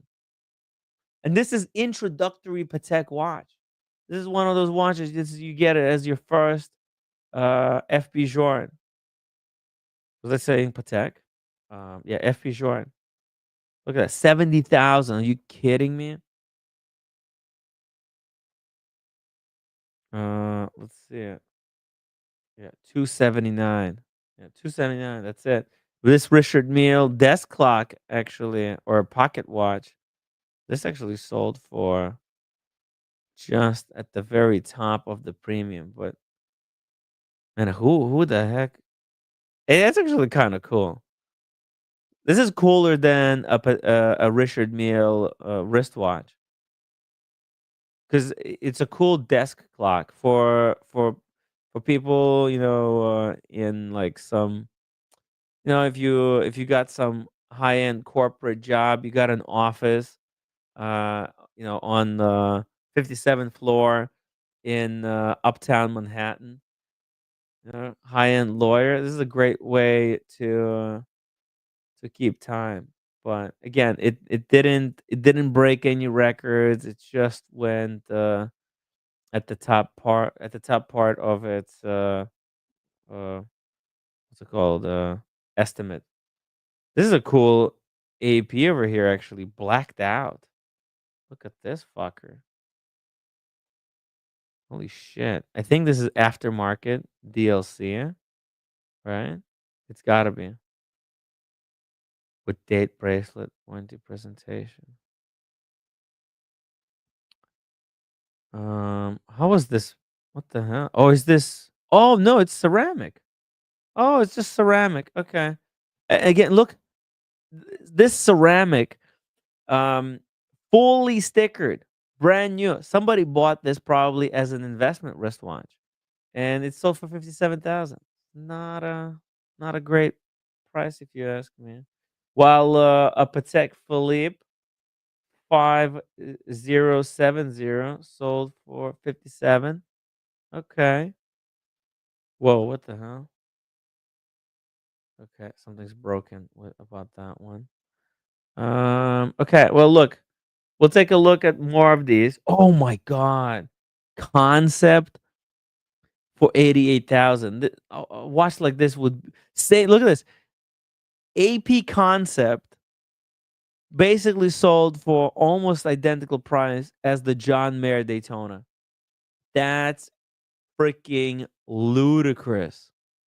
Concept, same price as the John Mayer. Wristwatch market is dead, guys. It's dead. Seriously. No, I don't know. I don't know how dead it is, but look, it's all cool. We'll be back tomorrow. Watch hobby is not about watches are not investment, guys. Okay, they're just fun objects to take with you through life. Okay, guys, hit that upvote button before you leave. Thank you so much for watching, and I'll be back tomorrow, 5 o'clock, as always. Play the outro, Timmy.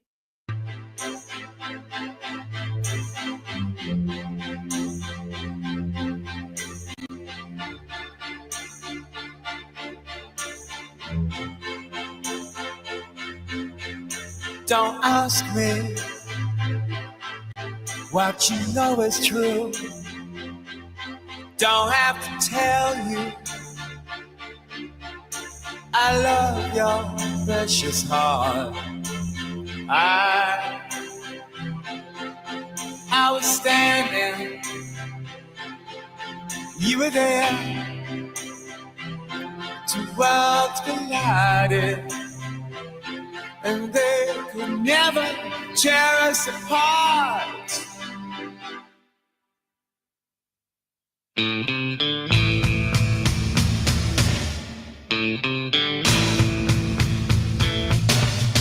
We could live for 1,000 years, but if I hurt you, I make wine from your tears. I told you that we could fly, 'cause we all have wings, but some of us don't know why. I was standing, you were there. Two worlds collided, and they could never, ever tear us apart.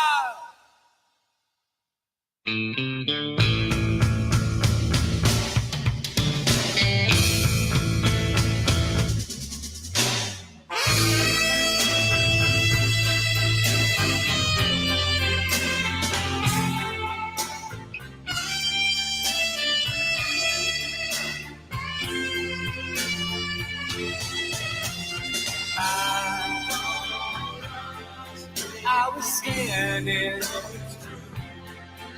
you were there. Two worlds collided, and they could never tear us apart.